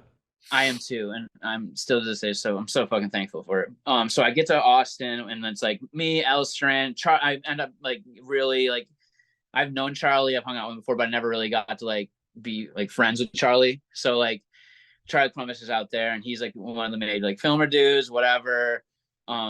That aside, like ends up being one of my like best friends, dude. We end up hanging out all the fucking time and just like really like clashing, or not clashing with each other, but just like, you know, just the opposite of clashing. Meshing. Yeah, the opposite of clashing. Bonding super well together, and just feeding off each other's ideas and just coming up with all this fun shit to do. And we end up making like that edit with myself and Elstrand that Charlie made with like all the Super Smash Bros like graphics and shit in it. Damn, I gotta rewatch that. I thought I watched all your videos. I did not watch all your videos. That would take days. Go on. No worries, dog. But yeah, so that was like a video that me and Elstrand put out, and like that ended up doing really well. And I was like pushing myself a little more. And Walter was like he's like just a really good videographer and photographer. So like all the results that I was seeing was like, wow, this looks so professional and like cool, you know, like I've never seen stuff like this clear before, like well done. So like I just like early on the HD game. Yeah, exactly. So that juiced me up even more to like just like put myself like maybe down some more scarier stuff, or like something that was like, oh, I don't know. But now I'm like, oh, dude, that's gonna look so fucking cool. Like I guess I'll like man up and do this, you know? Yeah. And yeah, so there was that whole era basically during Grow Up, right? Like a little before Grow Up. And well, this is actually damn, yeah. This Walter was on for like almost 5 years or so, I'm pretty sure. Yeah. So yeah, so I'm just like out there filming with Walter a bunch. He's seeing good good momentum. I'm just really motivated to ride and all this stuff. And time goes by, another year goes by, and then I just doing more, and I'm just like kind of out there, and I'm just like, you know, just riding and just being more of a professional rider. And yeah, I got raises, and I got like a lot of respect, and then that's when like parts started end up coming my way. I started going into the office more and pitching some ideas, and they were fucking with my ideas, and that was super cool. And that just motivated me even more to do more stuff. And yeah, that kind of just like it ended up turning into like having my own frame, bars, tires, seat, pegs, grips, like a ton of stuff, dude. So they really like respected what I like my input on stuff, and trusted in me and my riding. And that means so much after almost getting kicked off, you know. And yeah, and now I'm still like 15 years later, I'm still with Sunday. So like it really shows you that like if something goes sour, that you can change it and you can make things right again, and like you can almost get a second chance, you know, if you go about it right. Yeah. So I'm super thankful that I didn't get bitter and be like, fuck them, you know, like they cut my pay, like this, like I'm out of here, you know. It was like, okay, why did they cut my pay? What was I doing wrong? And how can I fix this? Hell yeah. You know? Yeah. So it's like, after I learned all that, and like, there's times when like, you know, like you get frustrated even like nowadays, and you can get like a sour taste in your mouth. But like at the end of the day, dude, like you're just riding a BMX bike, and do you want to rep this brand? Do you believe in the brand? And if you do, then you'll do whatever you got to do to fucking, Yes, rep sir. them and help them grow along with you. Yeah. So, Fucking A. 15 yeah, years, dude. yeah. Yep.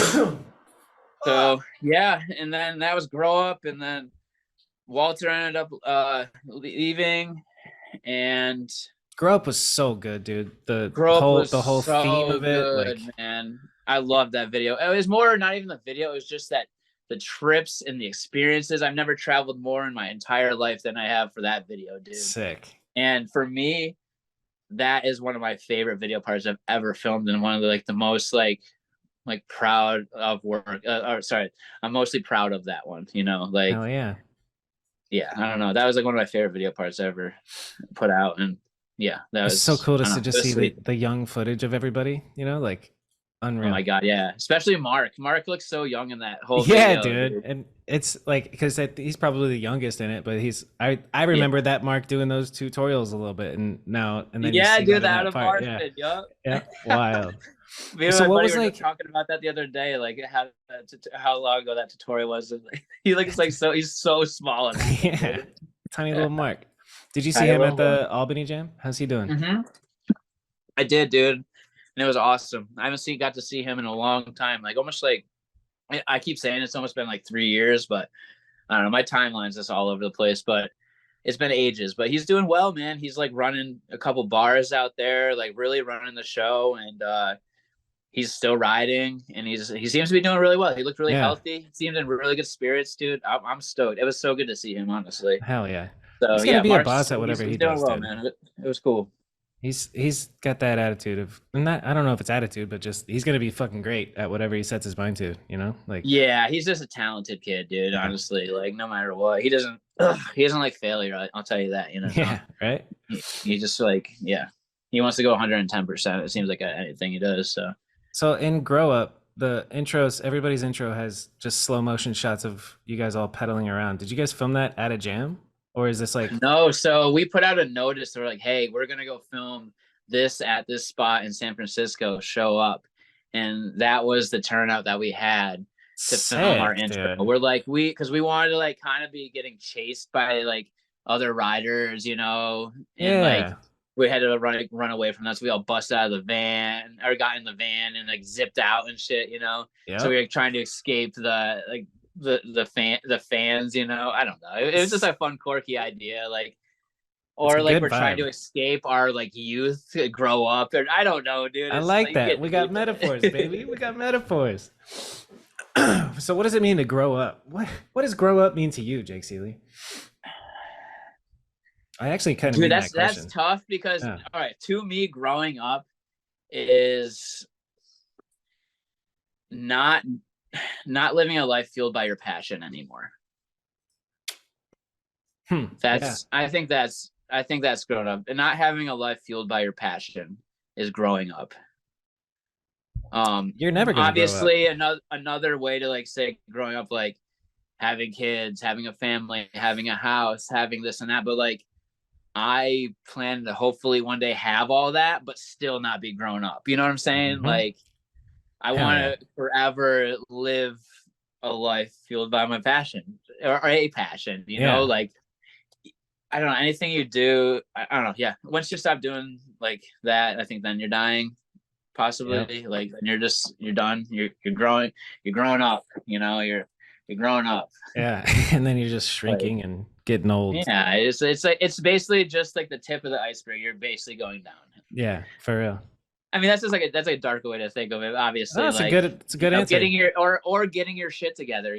Making sure all your bills are paid on time, making sure you have savings, making sure you're out of your debts, making sure responsibilities. Yeah, that's another great way of being a grown up. Like I like that version. I like that assuming responsibility because I skirted responsibilities for so long, dude, and then once I finally did it, it kind of felt good. Like paying rent, paying bills on time, and dude, taking care of a dog. It's nothing, but it's so something. also growing up can feel good. Like all of those things Yeah. you named, like literally give you a good feeling, like accomplishing them.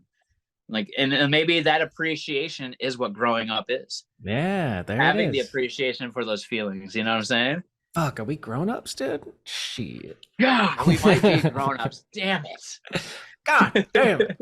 So let's talk Damn about it. your grow up part. What's something that sticks out? What's your favorite clip from it? Is it the enda? I love the under just because that was like a trick that I like thought of and I've always wanted to do Yeah. in real and on a real The spot. stoke is real too. Yeah, that was like has honestly anybody at done that it? So time, for I was those listening, it's a X up crooked grind easy 180. Yep. I really have a dream. Like I've done on like a Sabrosa rail and stuff, but like the 180 X up fakey crook to Indian. Hold on, say The that again? motion 180 X up fakey crook to Indian out. Yes. Or whatever you want. What'd you just say about that? That is, I want to do that. That's like my next like kind of like my Dream what trick? would you call it? Your sleep killer. But your great white whale. Your great white yeah, buffalo. great Or white the white whale. There's that. Yeah, exactly. So there's that trick, and then there's the lucky 540. Mhm. Those are the two tricks that like if I have a video part next, like those are the ones that are gonna keep me up at night, like thinking about like doing. Fire. If you have a video part, you're gonna have a video part again. No? Yeah, I would love to. Yeah. I'd love to film fucking that video part, dude. It's like a piece of art for me. I hopefully can just keep filming video parts. I love doing them. Any nose, the fakey nose manual that I do in there is like I do like a manual 180 and then like a fakey nose across like a loading dock first ramp. riding clip, right? Yeah. That's probably one of my favorite clips in there because at that point in time, like I was like super hyped on nose manuals and doing noses all the time, which now I can't fucking do a nose manual to save my life. So they go away if you don't keep feeding them. Oh, dude, 100%. So like that trick and then the manual whip I do in there, those are like two tricks I'm like they're standouts for me because I never do either one of those, and they're like the most challenging tricks for me ever. Yeah, that's why you've never seen me whip. I fucking suck at tail whips. I just like maybe one you'll catch one in a video part. You know, I always try to have one in there, but yeah, it's tough, dude. So like those tricks and then all the bar spin stuff, that whole video part is when I was feeling the best I've ever felt on my bike. Like straight up honesty. Like that I've never felt so good on my bike than when I did when I was filming Grow Up. Dope. So and then I got towards the end of it in San Francisco, I tore my articular cartilage all on the inside of my knee. And that's what it killed my fucking rev that I was like just like feeling it, you know, and and you're like not peaking, but you're just feeling it. Like you feel so good on your bike, you're super confident, and like you're like down to do whatever. Yep. And you feel confident that you can do anything. That got ended so quick at the end of Grow Up, and then that kind of just like dumbed me down a lot, and then I had to like go back up and reevaluate my style and riding, and then you know. It's wild, dude. You've been through so many eras, man. It's so nuts. Dude, yeah, it's wild. Like just rewatching the Def Grip video though, like if you guys haven't seen, you should. I mean, well, I'll put the link in the description. The Def Grip one is so fucking legendary. Maybe it's because I was young and it like left an impression, like it's still in my brain. But man, that shit was so ahead of its time and so dope. Even just like you did a fake. I appreciate that. In that little bowl thing at night, you did a just 180 in and fakey bar spin out, and it was just epic to me. Like everything in that video. That was in a dog park too, which made it even cooler. Shout out all the dogs out there. Hell yeah! Shout out Trip. What's up, dog? I didn't know Trip was there. So yeah, quiet and Trip's hanging out. Yeah, you're a good dog. Oh, you're putting him to sleep, dude. He doesn't give a shit about BMX. He's actually like anti-bikes. Damn. All right. He's shook every time I get my bike out to take him on a ride at night. Like. He skirts through the door. He also like the way he lost his leg was he was a month old and somebody slammed a door on him. So he has like door trauma. And so every time I open a door, he like looks at me and then shoo, like almost like a cartoon character, like runs his feet on the ground and then gets through. Like he's shook about doors and he's shook about bikes. Poor guy. I took him out there for BMX day though, and that was kind of a mistake to bring a dog to BMX day because you're pedaling like 2 miles in between spots. But the first couple spots we went and me and Trip hill bombed and we had to go slower than everybody else. So like the entire jam rode past me and Trip as we're just going down a long mellow hill, and he's cooking as fast as he can. He was having the time of his life. It was sick. Oh, that's amazing. Yeah. Did anybody catch a video of that? That'd be a really cool video. I think there's some pictures and video. People were filming on their phone as they were passing by. Fuck yeah. Good. As they should. Did you watch the X Games Real Street or Real BMX? the best trip The one at the spot. at Rincon, dude. Yeah. Yeah, man. Brett threw down, dude. I was so Yes, dude. we talked the night before. I'm just like, dude, just do you, man. Just like, going into it, you're gonna crush it, and like, You sure could enough, tell next he was day, bro, he juiced. fucking crushed it, dude. I love it. Yeah. That's my boy. That's my fucking boy, dude. I was so proud of him, and like, it's so sick that he's getting like the recognition that he like deserves, dude, because he's such a down and just genuine human being, man. Yeah, man. He's No big ego, the just best. fucking awesome human being. I think it was the first time we've ever met, but I feel like when I met him, I was like, I've known you forever. You're Brett, like it's so, dude. Yeah, such a like homie a big right smiley. away. There's big old, Yeah. like cuddly teddy bear, dude. He's the fucking man. He's the best. I think I was talking to Maloof, and he told me that Brett was talking about doing a double seat grab down Rincon, and I was like, oh. So I didn't know about all the other shit he tried or did, like the 3 Yeah, tapes. I had no clue. I didn't even know it was at Recon. When did they find out? I don't know. I think the riders knew like weeks in advance, but it was super hush hush. Like don't say anything about where it is type shit. Yeah. So he didn't leak any of the info to me, so I had no clue. That's good, man, Brett. It was so hard to keep it secret because Stu told me when we recorded the podcast, and he was like, "You can't tell a soul," and I was like, I know, it's so hard, right? It was, yeah. But the 3 tapes came out of nowhere, dude, and everybody lost their shit. Like I think everybody was the most hyped on that clip. Like, and it was and to do it that perfect, like that well executed. Only Brett could do it that good, Yeah, so good. Like Bunny, and the rail is no joke. I went up to the top and I was like, holy shit, this spot is the real whereabouts deal. is it? Is it it's like over a knee? It's over knee height, so it's like about top tube type shit, and it's just like, whoa. And so Colin's fakie hop is unbelievable. I was just gonna, unbelievable. Like he didn't run up at all. Like usually if I'm gonna fakie hop something, I'll do a 180 and kind of like stop and look, but he didn't do that shit at all. When it was game time, and you could tell like he went and like, so like they all took turns up at the top. It was such a cool. So I'll tell you about it. So like first of all, Stu made it such a like big deal. Like, okay, here's the directions, here's the email. Like athletes park here, park over here, and you show up with Matt. I was like, okay, and I was like real nervous. And then it was kind of low key. There was just like one security guard that was just like, "You an athlete?" And I was like, "Yep." Good morning. And then go in, and I'm expecting it to be not that many people, but it's just like a BMX fever dream. Like Scotty Kramer, Rooftop, Dakota, Dennis, Garrett, fucking everybody that was, not to mention everybody that was riding in it, and then all the homies that were there to like support. Like we're all just like kind of hanging out right there, and it's unreal. And it was super low key. I brought Trip, another thing where I was like, this could be a bad idea, but it was super chill, and he hung out with everybody. Awesome. And then so like the way it worked was each rider got their turn. It was like, okay, Garrett's up, he's gonna go do his shit. And watching Garrett ride, just watching them warm up on flat ground, like watching Garrett ride flat ground, everybody was just like, wow, because you see it on Instagram, but it's just like unbelievable to watch in person. It's so consistent too. Yeah, he's a juggernaut. So when it comes time for Colin, and like the promo videos that they were playing for this thing, like his fakie hop over that barrier from his real BMX part, like that's we're all thinking the same shit. Like Colin's gonna fakie hop this, and apparently I didn't know this, but Garrett was saying like they've made multiple trips to that spot for that clip specifically, and it never happened. Like Colin wanted this fakie hop, and so like the fact that real BMX was happening, like they multiple missions they went there to film that, according to Garrett. Had to do it. Yeah. So when it came time for Colin's turn, everybody knows. That makes that so much more special. This is, I was like, this is a $20,000 fakie hop right now. This is crazy. And so like the first time he goes up, he just pegs the rail, and then like, or does something on the rail, I forget. And I was like, okay. And then the next time it's Colin's turn, like everybody knows, and they start making noise. And this is like early in the contest, and then it's quiet, and he just looks at it, and no run ups, nothing, just perfectly executed. And then it was like so surreal. Like while he's mid fakie hop, I'm like, holy shit, he's fucking doing it. And then he landed it, and that's that. And that was it was early in the contest too, and I was like, that wins, 100%. Fuck yeah. So well deserved. The judging on that was really good. Yeah, which is so nuts to think that Was it Garrett got bronze with the 540 Bronze. bar spin down the? Yeah, it's crazy to think that a 540 bar stood at a massive block Yeah, like dude, that can like, get his bronze.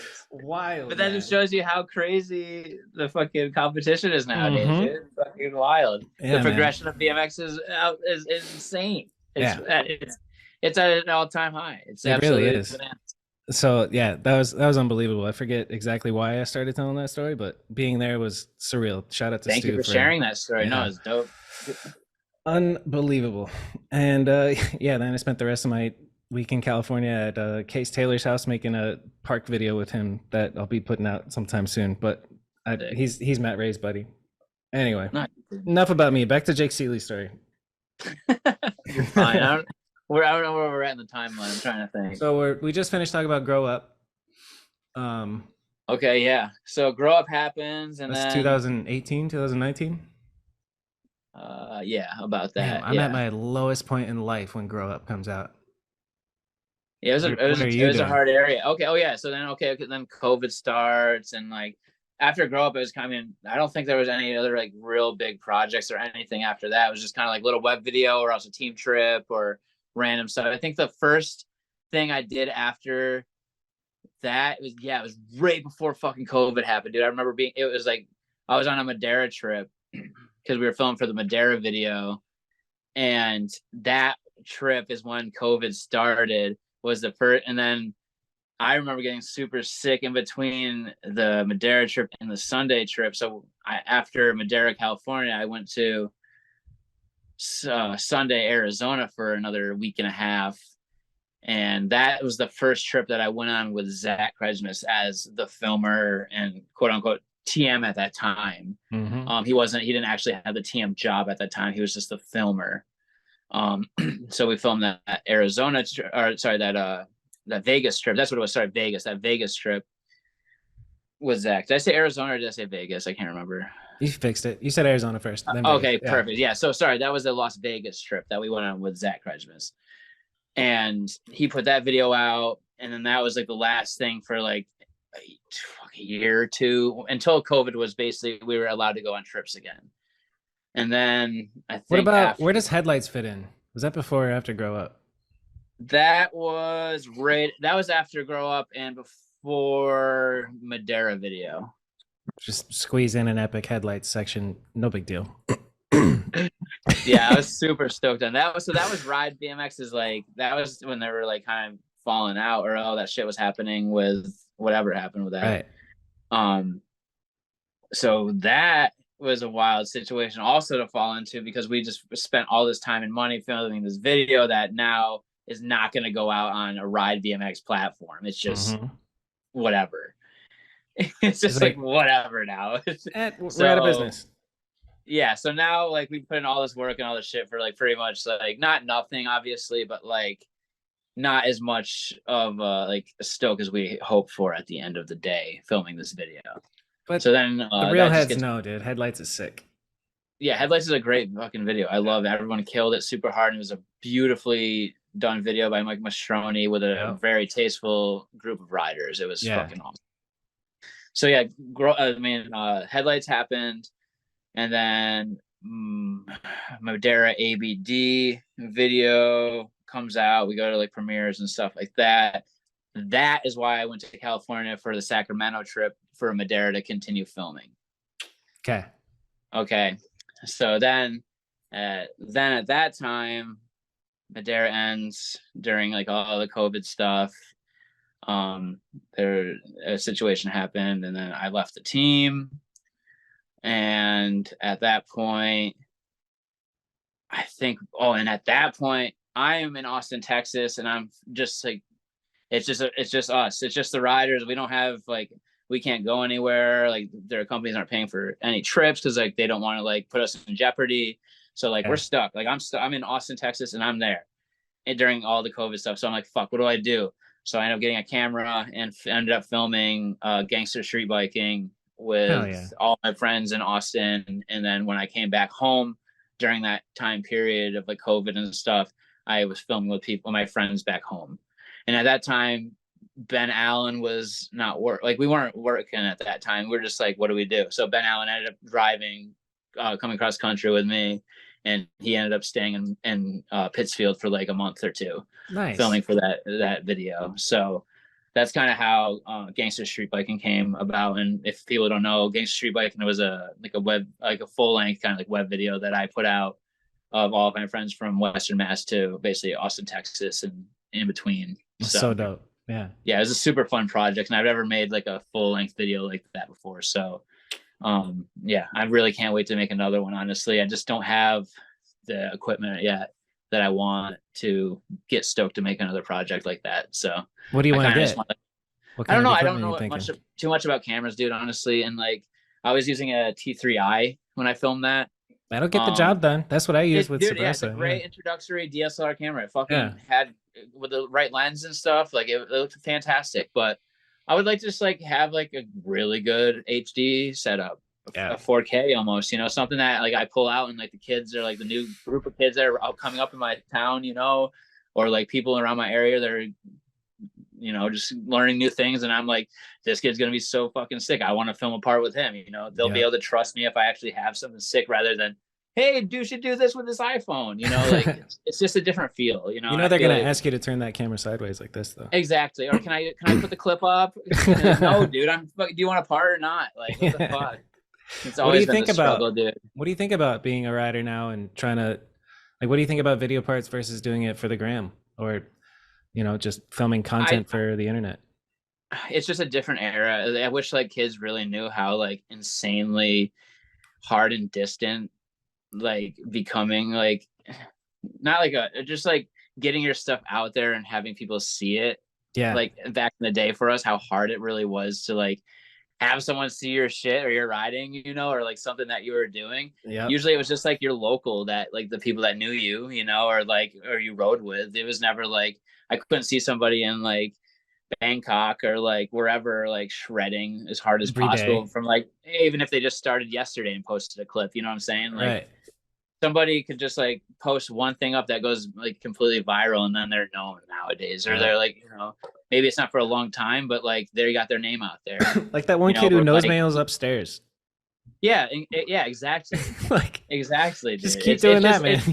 It's crazy how like more accessible like getting your footage out there is, and like it's crazy. But I ain't hating on. I love how things are nowadays, and I loved how things were back in the day too. Because like, dude, sometimes when I was first getting like really into that shit, like we waited a year, and then Christmas time would come around, and every VHS or DVD would drop, and then you would get that for Christmas. You'd make a list for Christmas, and then hopefully get all those videos, you know. And then you'd wait another year or two, and like the pros were like the people in those videos, like that was the pros you knew. Were the dudes in the videos. Like there was no pros in my small ass town, dude, you know, but I knew about like Van Homan and like all the people in like Seek and Destroy or like the Criminal Mischief movies, you know, those are the pros to me. Right. Where which is nowadays, such a smaller like, world compared to now, where it's just like, dude, yeah, exactly. Like you think about like there was a few pros compared to now, where there's so many people at a pro level, where like maybe almost like that, like the pro quality is almost like dumbed down a little bit now, because, or just like a different type of, fuck, how am I trying to say this? It's like maybe back then being a pro rider, because they weren't so out there in the public, maybe just being a good bike rider was enough to be a pro rider, where nowadays, like there's so many kids pumping out amazing, good content all the time at a pro level.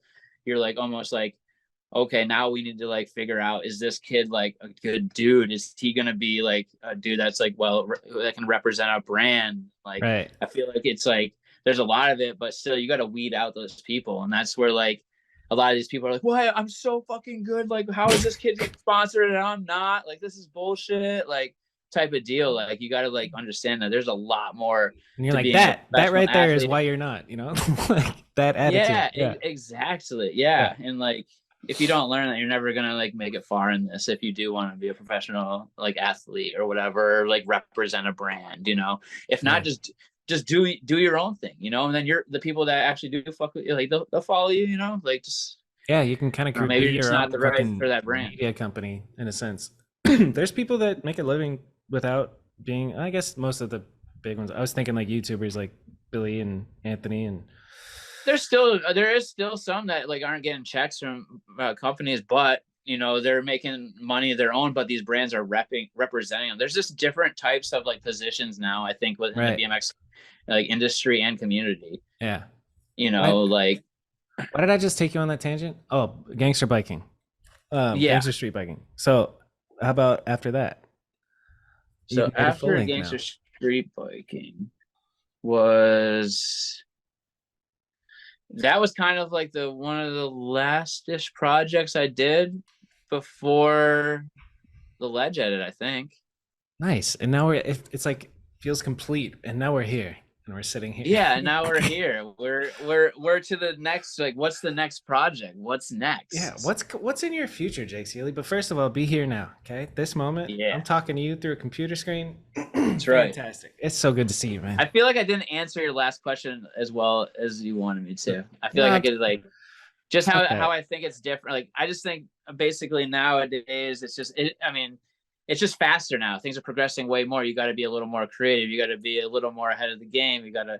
It's just different, you know. But like for me, with the sorry, like video clips and Instagram clips, like nowadays I feel like I just need to like pick and choose what I think is like an Instagram clip or a real clip, you know. Mm-hmm. There's like certain factors in my head that like for like maybe like something like if I have an idea for something already, I'm like, okay, I want to go do like this trick on this rail, but then I see like a flat rail or like a ledge before I have that idea. Maybe like I'll leak that like trick I just learned out on like a jib style for Instagram, you know, where like if it's something bigger or something that's like a little more scary or whatever to me, maybe I'm gonna save that for the video part. But I don't know. Sometimes even with this day and age, dude, sometimes you want to put something scary on Instagram just to get that like little quick wow, that quick stoke, you know, Yep. rather than just like having to wait a little bit for your whole video to drop to maybe get like 10,000 views where like you could one clip get a ton of views. I don't know. It's It's just weird. if you really care about that shit, like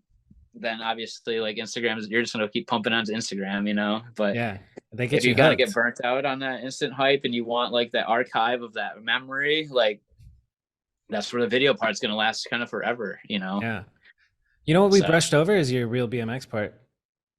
oh yeah, okay, so yeah, so maybe that was after maybe Gangster Street Biking. I can't remember. It's all a blur. They're all blended together at this point, dude. Oh shit. I want to see. Did you? Oh, there it is. We were talking about your. Oh my god, what a combo! Tires, drop ice, tires, 180 ice, cab. That's fire. I was so stoked and caught off guard because I was like, wait a second, that worked. Why didn't Instagram show me this? The algorithm's a real son of a bitch. You know that. My question was gonna be like, so like, for example, from this ledge edit, like, are you posting one clip at a time with a plan? You know, like so far you are. You know what I mean? Yeah, I Like mean, I don't know what a plan what plan I don't I have a guess not a plan. plan, but like if I was a pro rider, I would post every single clip from my new video part slowly over the course of the month after it came out. Yeah, Yeah. 100%. That's exactly what I'm doing. Like Yeah. next up, I'm probably gonna post the like ice pick to like firecracker clip or something. Hmm. And like I'm like picking tricks that like I think are maybe like I'm putting out the ones that I think maybe like Instagram will compliment a little more. There's like a quick like little like thing or like something that's like stands out a little different. Yeah. So yeah, I don't know.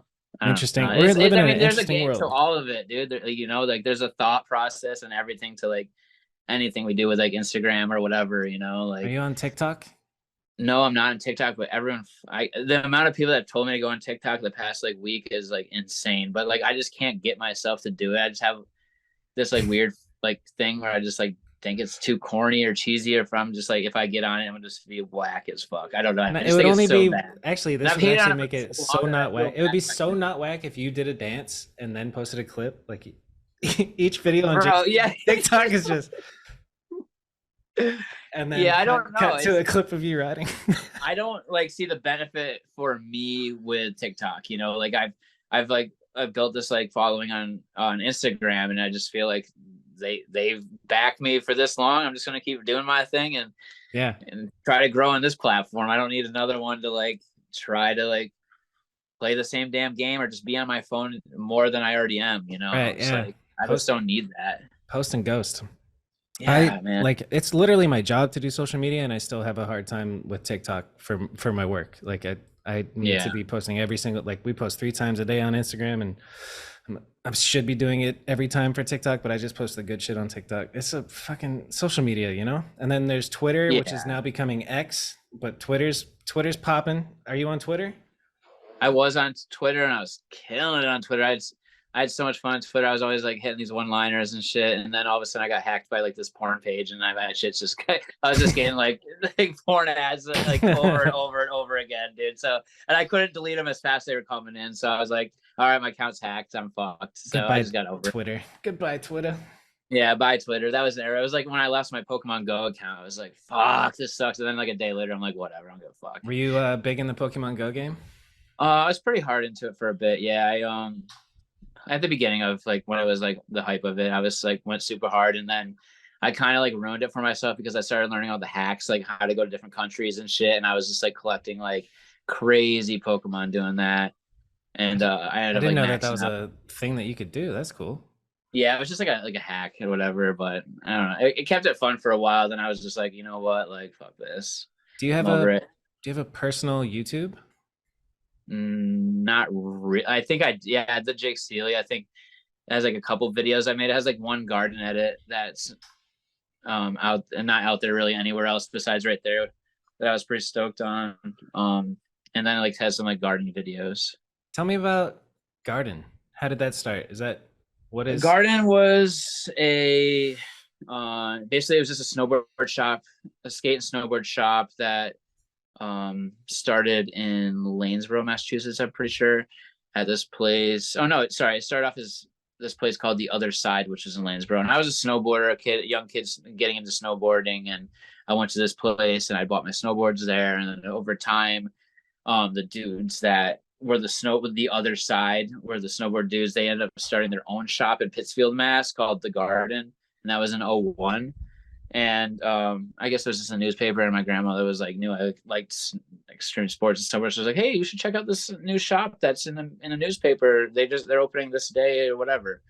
So then I ended up going in there, and long story short, I ended up getting sponsored by them for snowboarding. And as time goes on, basically I become really good and tight with them. They see that I'm riding, and they see that BMX is kind of like popping at this time when I like right when I got out of high school. I like started spending all this time in Pittsfield. I was from Williamstown, Massachusetts, which was like 30 minutes away.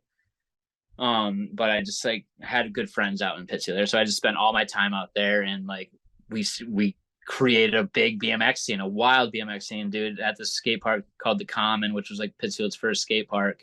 It's gone now, but the amount of people that were just there pedaling BMX bikes was nuts, dude. It was just like it was just the right timing where like all these high school kids were just like the cool kids were like the dudes in charge like setting the trends for everybody else. Yeah. And luckily like those kids were the ones that were repping Garden, and like we were the ones throwing all these mountain parties and like throwing these wild events, and like Hell shit yeah. just started growing so much to where like the shop's like, yo, full-fledged, like we need BMX parts in the shop, like we're gonna get BMX in the shop, like.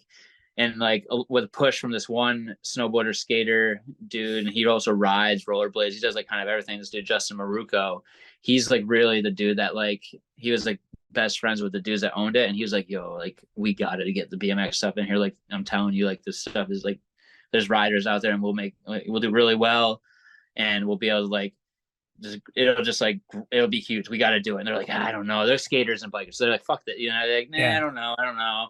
And then eventually they let like us get some like animal and FBM parts in, and then dude, like first day, like I had that shit like in the case and it was gone like that day, you know. And then we ordered more shit, and then like that shit sold, and then we started getting like all the Sunday stuff in, and just like tons of stuff in the shop, you know. And we just keep selling out, and now we got like people like from New York City repping the brand, and like Joey from AMPM is doing a collab with us, like making a video for the shop, Yeah, you know. dude. Like, Garden got to was kick it like huge. yeah, oh my god, dude. So we like it was sick. So like in that era, like we were just like really just like getting out there, and like and I say we as like the just the crew of homies that like were the riders for the garden. Like we just like would always travel and like was always down to film stuff. And we filmed the Garden Summer mixtape, which was a fun video that I made for them in kind of that era. And yeah, just the scene was growing, going crazy, and just like kept growing. And then yeah, just like the old owners left and the new ones came in. So like during that time, kind of like BMX kind of like fell off. Not, it was still being sold there, but it wasn't like the main focus, and like things were just getting a little different and just switching up, you know, with new ownership and whatever. Yeah. I wasn't really seeing eye to eye with the new owner and whatnot. So I left for a part of like, a little bit of time, like a year or so. I left because I just didn't like how the vibe of it and everything that was going down. So then like a year went by and I ended up making amends with everybody.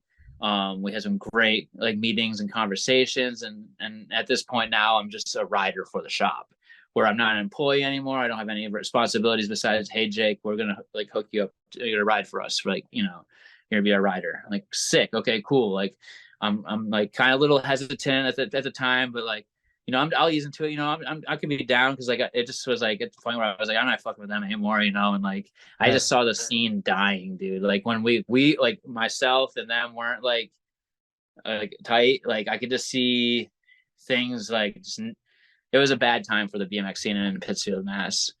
So at that time, yeah, we're both like, you know, we just fucking, you know, shook hands, become like made amends. And now like, I mean, they're like some of my best friends now, you know, the new owners and the OG owner, Luke and Bill.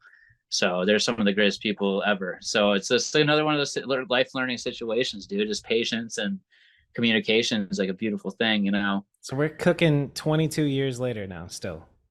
Is it that long? Did you say 2001 is when you first got connected? The garden's been open. Yeah.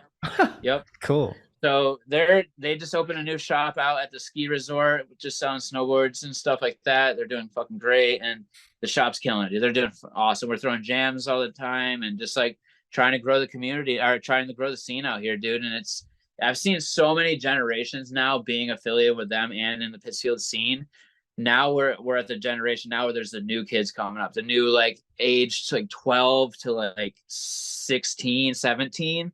Yeah. And like you can just see the fire in these kids' eyes. Like they love BMX, dude. Like every day, like, you know, they're going to the skate park all day and they're going home watching videos all day with their homies, just talking about BMX until they go to sleep, waking up, like eating BMX, dude. Like, you know, like these kids, you can just see it.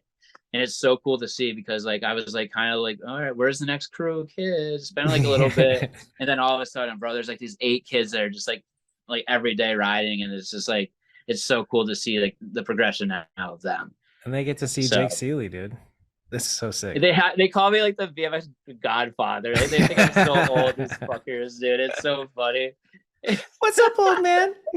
Yeah, do a bar spin. That's honestly how I feel around these dudes, man. I mean, because I like, you know, when you go to the park, like I'm not going there to like, I'm not like going and killing it every fucking day. Like I go there and I chill, you know, like I'm just talking with people. Like I'll cruise around a little bit and shit, but like they're like, it's just so funny. Just like young, what they kids, like, yeah, man. And they're like expectations when I come around. I just feel like they get so weirded out when I come around. It's so funny. I'm like, dude, I'm just a normal ass dude. Like, you got to get all weird with me. That's probably how Aaron Ross felt when you were young and looking at God, him, you're right. Yeah, exactly. Exactly right. Shit. Or these kids just think I'm whack as fuck. That's like another thing. I get to the park, I'm like, yo, these kids just think I'm whack. They all got like fiend frames now and shit. They're like, why is this dude's bike so bright? Right? Yeah, exactly. Too many colors. So speaking of kids, dude, who do you got your eyes on? Anybody that I should know about? Oh man. Well, Diego's youths. The homie Diego, who just got hooked up by Sundays and fucking slaying.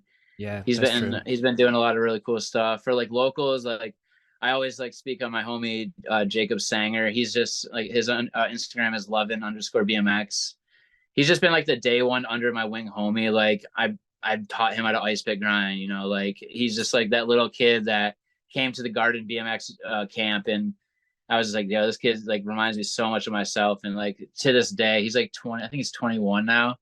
But he just sort of reminds me so much of myself, and you could just see like he's such a hardworking, like good dude, and just like has such a good head on his shoulders, dude. It makes me so hyped to like. And he snowboards Uh, too. yeah, he's shreds. He's such like an all around fucking good ass kid, and Hell yeah. he's really just good at anything he does. Like he hasn't been riding like a ton. Like we haven't really had any projects or anything we were working on, but like he's the type of dude that just like hop on the bike and just like do anything, you know, along with like anything on a board, anything like anything he puts his mind to. He's just I like love a it. really talented human being. Yes, So sir. Okay, who else? him, Who else should I know about that? Those two Jared so far. I Duncan. mean, I knew about Diego. I actually saw him at the jam, but I wasn't following him. So there we go. Hell Uh, yeah. Obviously, I mean, what you know about like, obviously Duncan. I'm just like so stoked. Yeah. I mean, I've always been a giant fan of him, and I could see him some great moves happening for him soon. Hopefully, seems like he's been on fire lately, so that's cool. I mean, I don't much of my friends, dude. Like Brett. I mean, we're talking more about people, young kids coming up, man. Like, I'll I know take I'm Brett like though. forget. Brett's a fire answer. Brett's the shit. Well, and And also finally Brett is getting the like recognition he deserves. that's exactly why I say Brett, because I think right now Brett is fully getting like the respect he Yeah. deserves. You know, like Nobody does it like him, dude. The like toboggan to late bunny hop over that rail hop. Dude. yeah, it's just no, he's the best, man. Yeah. So I would good. love to say so. There's this. I fucking wish I could remember this kid's name.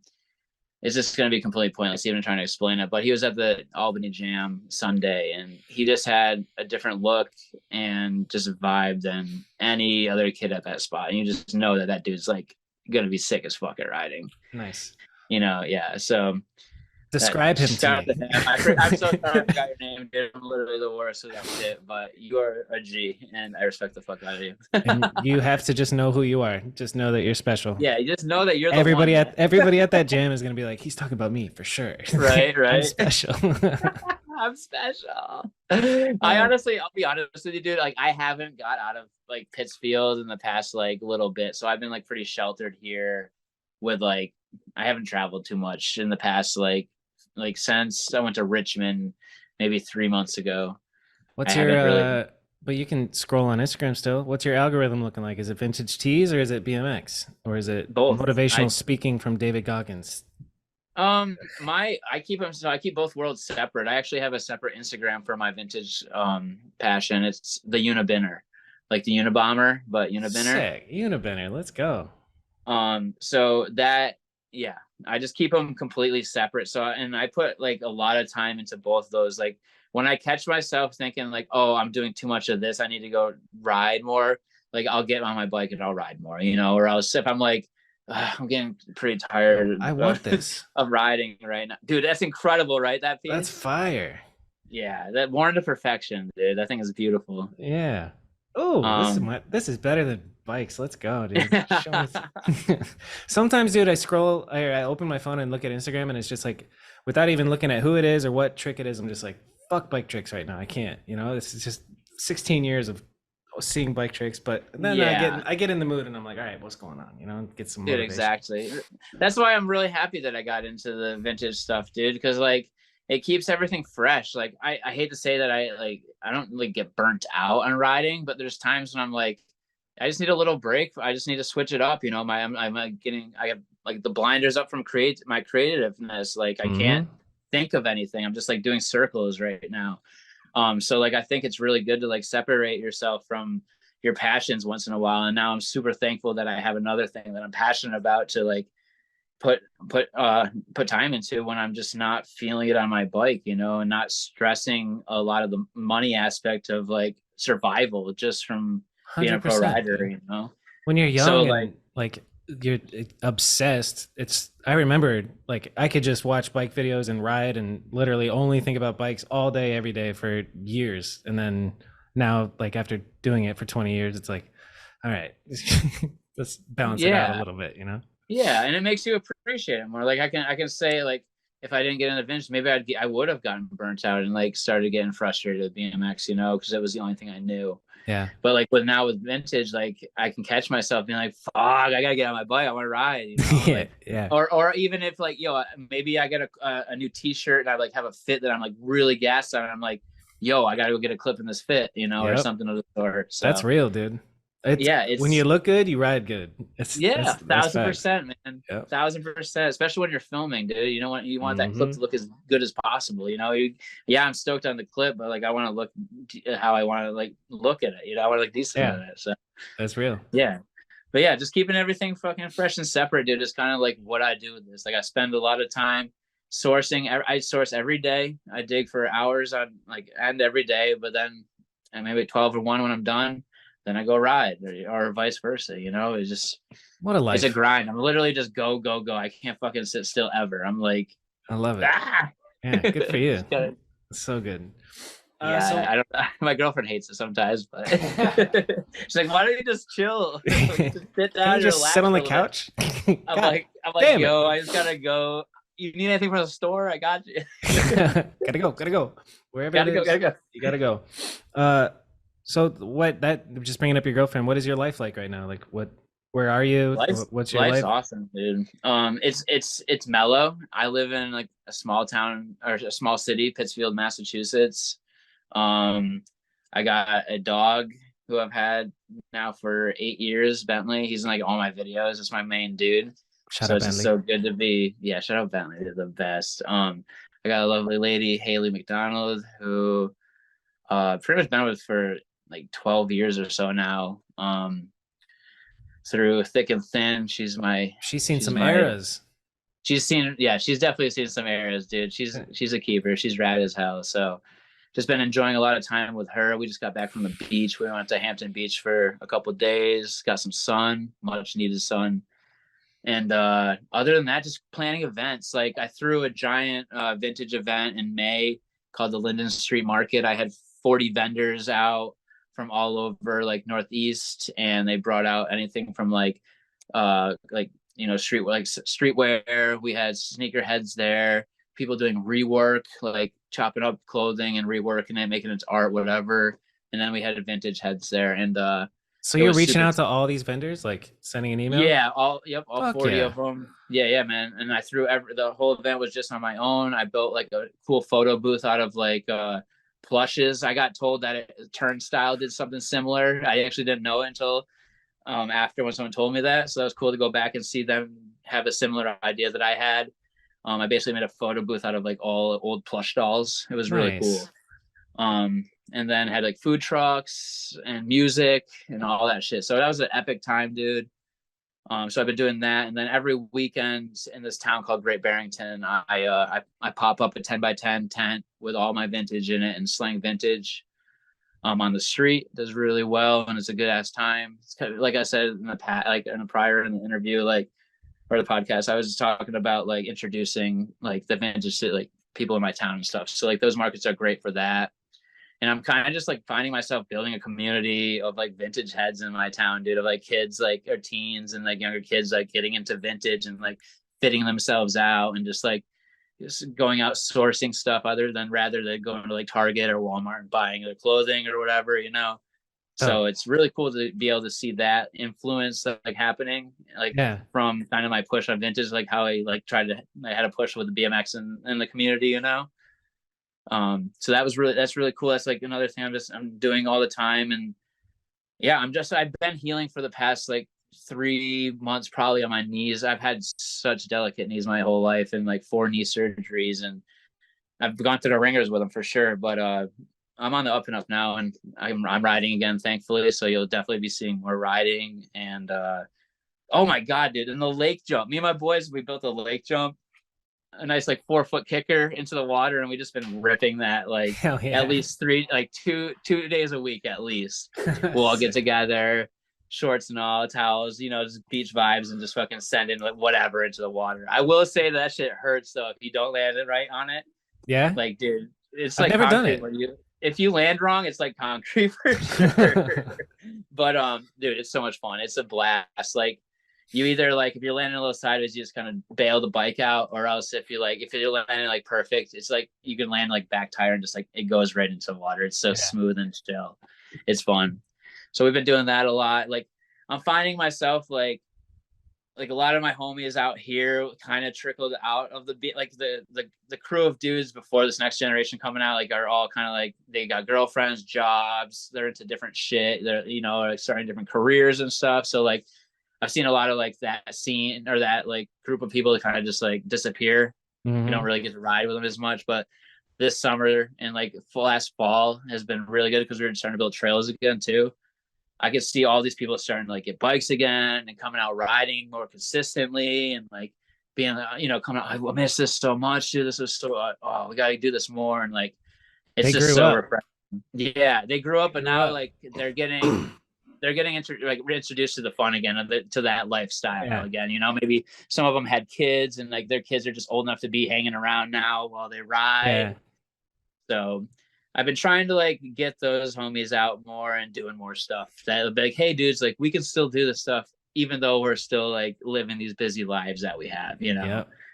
So I've been doing a lot of that with my friends. I've just been living that small town life, dude, like trying to motivate people in this area that might need it, or just like get out and just like bring stoke and like joy to this town, because there's a lot of talent here and a lot of good people that end up getting lost or just don't have that like direction or like something to strive for. So if you like kind of can help them a little bit, like give them a direction to that, or like just a little nudge, maybe they can like find their way, dude. So I don't know. I'm really passionate about this town and like the kids and the youth out here. I love it. So that's why I stick around this area. Like maybe I should be in like a city or something doing all this too. But like, I feel like this place needs it. And it makes me really happy. Like just kind of just like, I just want to bring the stoke out of people, So that's like kind of what I've been up to lately. I guess so. Yeah, I guess. Yes, sir. Like, I just want to throw events. Like, I'm already trying to think of like, okay, I got the lake jump. Now, how can I throw an event for that? Like, okay, we're going to get people out in the boats. We're going to get a little, like cookout going. We'll do like a beach party, like type contest. I'll put up like a $500 pot for best trick or something, Yes. And we'll call it like flying, or I was call it like swimming in the sky, just like something simple, Sick. And just boom, event, get the community stoked on something, like I'm there. I'm just trying to do more, dude. That's fire. Definitely noticing myself needing to get out of here a little bit more, though. That's what Albany was that was a good trip for me. It was only 45 minutes away, but like just getting out there and being surrounded by like the people, I'm like, okay, I got to get out of town a little more and not just be like a hobbit in my town. I need to get out and explore. Well, dude, you've been getting out since you were, 15. And that's another reason why I think I'm like chill. I'm happy with this, like chilling right now. I'm not chilling. I'm still working hard. I'm still riding my bike, but like, I'm just like, I'm content with being at home right now, because it's always been go, live here, do this, like go see this, do that. Like, maybe. No wonder you're out sourcing clothes in the morning and riding in the afternoon. And baby, need anything from the grocery store? I'm going. Right. Yeah. Little mini trips, daily mini trips. Exactly, dude. It's honestly like once you get your momentum of like go, it's pretty easy to just keep that go. Like, why stop? Why exactly? Why stop? Exactly. Dude, it's been, I don't know how long, 2 hours, 2.5 hours? Yeah, I don't know. Time's just going through. It's been it's honestly been so nice chatting. It's been fun. For real. So let's see. Let's go to what's next. Is there anything planned trip wise? Nothing's planned. I'm like softly on Animal. Ooh. So like, nothing's like official. I was talking with Howard. It was like kind of around the time when his hub guard came out, and I like comment. I'm like, oh, this thing's fucking sick, because his design was epic. I loved like his design for that drive side hub guard, and I wanted one really bad. So I think I might have mentioned like, hey, like, how much for a hub guard or whatever, And he's like, oh, blah blah blah, this and that. Like, no, dude, like we'll just send you one. It's cool. And then Kai just kept talking like a little bit, just like more to the lines of, hey, we'll send you a box. So, like we'll fit put your, deck your bike out with Animal stuff. Like we'll send you a box. He sent me so much shit. I'm still like going through t-shirts and shit that they sent me. They hooked it up. It was nuts. Hell yeah. And I was supposed to go on 2 trips. So I was out in Austin. I was going to be back home. Like I was going to be home for like 2 days. Then I'd have to fly back, or I'd have to drive out to, I was in California. when all this is happening. Then I had to go back home and then be home for 2 days, then go out to his place driving, which would have been like a day alone, and then go out to then drive with him to Austin to film in Austin for a day or two, and then drive back to the East Coast. So I'm like, dude, I don't think I can do that. Like at this point, and like I'm just getting like talking. I'm like, fuck, I don't want to fuck this up, dude. Like, yes, I'll go. Yes, I'll go. And then I was like, dude, I can't pull that. Like, what? I want to have clips from this video like so bad. It'd be so cool, but it's not gonna work, unfortunately. Right. So then that happens. Then we have a group plan to go film with each other again, and then I get hurt and in Richmond. Because I like we got to like kick it with Latin and like all like those animal dudes, you know, and like it was sick. It was just like we were all vibing super well. I was stoked, and then I got hurt, and then now I'm like, okay, Ryan, now I'm hurt again. I can't film, so like I can't. So like, okay, cool. So like they're posting like clips on Instagram, and like people are like, what's going on? Are you on? Are you off? Are you not? Like, what is this? And I'm just like, well, I'm shit. Oh, sorry, low pat. We're good. Oh, we're good. We're good. Okay. So basically, like, dude, I'm just like so frustrated. Like it sucks so bad because I want to film a part for like a welcome to animal video so bad. But I haven't been able to, and it's just been a tease and a half because like it's there, but I haven't been able to like. So that's next on the list, then, eh? That's next on my list, 100%. Because right now is Sunday, we don't have anything too crazy planned. There's like some mixtape shit that from like leftover footage that's gonna happen and stuff like that. And then like some other dudes on the team are kind of getting like the focus, on their parts. Yeah. I think there's a new Elstrand part dropping very soon. Hell yeah. Which is going to be awesome. And yeah, so. Dude, Elstrand's incredible. That's exciting. I'm stoked to see an animal welcome video from you. Dude, me too. It's honestly a dream. Like that's dream shit right there. Mm-hmm. So, and I definitely want it to be a good project, so. Will you get a clip with just one front peg for it, please? Maybe smith up a rail or something? I don't know if I can do that. I don't know if I can do that now, bro. Would you smith up a rail without back pegs right now? Like, I wouldn't. Nah, I probably wouldn't, dude. I don't know what the fuck I was thinking, honestly. Just young and dumb. I was talking I stopped by Epic when I was out in California and talking to Fu, and he was explaining like Max being so good and learning tricks, and it's just because you're young and dumb. Like you're stupid enough to try the shit. That's why you learn. The consequences. Yeah, exactly. Because you're made of rubber, I gotta run to the bathroom real quick. Is that okay? Yeah, let's pause. And then we'll come back with some podcast questions. And we're empty. No more pee in me. No more pee in No more pee in me. So I only got a little bit of water left. I did good tonight. I'm fully hydrated. Dude, bless up. We stay hydrated. Our bodies are made of water. That's right. That's right, brother. Are you healthy? Are you eating good? Are you a vegan? Why do I think you're a vegan? No, I'm just eat whatever. I eat pretty much anything really. I just don't like seafood, as strange as that is. That's fine by me. Yeah. But yeah, I'll eat meat. I'll eat a bunch of salads. Nice. But for the most part, I don't know. I just listen to my body. If I'm feeling like shit, I'll eat healthy. Sometimes I'll treat myself with some like hot dogs and hamburgers. I don't know. Yeah. Oh, you mentioned earlier you got fat. What made you fat? Say again. What made you fat? When you got fat? Not riding. A lot of sitting around. Kind of just hanging out. A lot of beer. A lot of beer. That liquid bread, beautiful. And at the end of the day, dude, that's what it was. Because I'll be honest, what really switched it up for me? Well, I stopped drinking and then I got into smoking. Nice. Because I started smoking a little later in the game, like probably like 22. I probably started smoking. Marijuana, you're referring to. Yeah, sorry, not marijuana. Cigarettes, imagine. Yeah, no. You know what really made my life better was cigarettes. Yeah, that really helped me out. That really slipped me up. Oh, shit. Don't you listen to the ads, kids. They'll get you. Oh, man. Yeah, that's a good switch. Yeah. Swapping out booze for no, it's a good switch. It changed. It was the best switch of my life, dude. Attitude-wise, health-wise.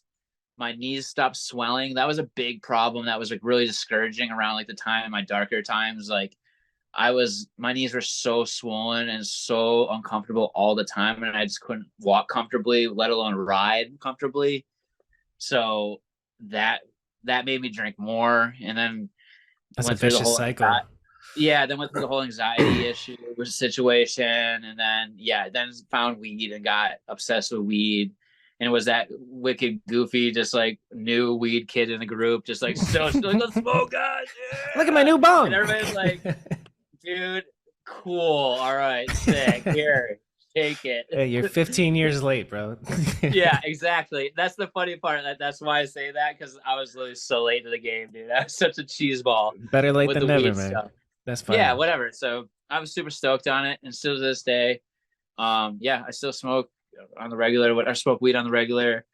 I don't drink. I'm kind of like surrounded by like people that have had issues with alcohol in their past, and they're doing fantastic now. So I like to kind Fuck of yeah. like be right there along with them, kind of like, hopefully maybe not, they're inspiring me too, as much as I'm like maybe inspiring them to not drink, and we live a life that we don't need to drink, Yeah. and I think maybe it's just like respectful to them. So like, yeah, that's why I don't ever drink. Like, I'm not like doing it to be like, I'm sober. I don't find any joy in it, or any like desire to drink anymore. So like, I couldn't even tell you last time I've had like a beer or any type of drink at all. So Good for I you. just like, yeah, I just like being right along with them, right along with their journey, and just like being as supportive as I can to those close people that are dealing with those and Because are just some of dealing the with best that. people are in recovery,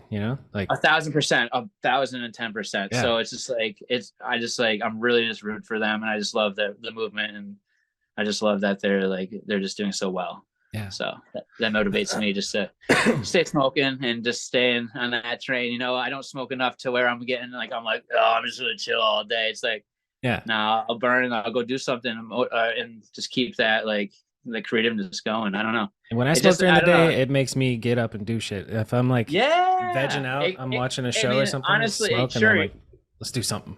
Yeah, right. Yeah. I mean, sure, it can make you bog down, but it's all about like, it's about your drive, like, so as long as it doesn't start, you don't start noticing like Like, hey, all I'm doing is this. If yeah, weed is exactly. the actual activity, then you're doing it wrong. Yeah, you're doing it wrong, Yeah. exactly. No. So, but yeah, so All that's right, what so that. we gotta hit the. We gotta wrap it up. It's past our bedtimes, bro. So I know, I could chat with you forever, dude. I, This has been really fun. it flew by like nobody's business. And Oh, also like just hearing your story and rewatching that Def Grip video is honestly my favorite part. That Def Grip video is so fucking good. thanks, Bobby. I appreciate I that, mean, dude. you've outdone it since then, but anyway, I've brought it up a couple times now. So we talked about some kids. That's a question I ask all the time. What's Yeah. your scariest moment, proudest clip in your whole career? You've done a lot, but what's the shit that pops into mind when I say like, yeah, scariest or all right? First, what's the scariest thing you've ever done? For riding, Yeah, riding wise. yeah.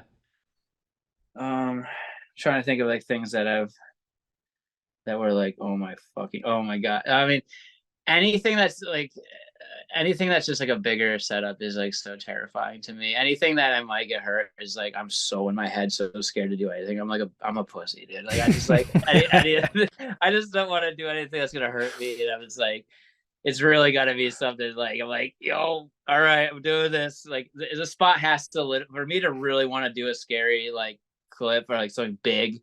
The spot, it has to like be like, okay, this has to happen on this. This was meant for this. Yeah. Fuck, I can't think of, so I'm trying to think of one thing off the top of my head. There's like,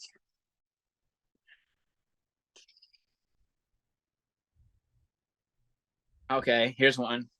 During headlights, I don't know if this is the scariest thing, but I was really nerved up to do this. Was the firecracker, or the gap in firecracker up the like fountain, and then tail up over the, Mm-hmm. it was like a little channel or a Euro gap to the top. Yeah. And I did like firecracker whip on that. And that was just like, it was really nerve wracking because my knee was pretty sore that day. And like, if I hit it wrong, it could have gone out.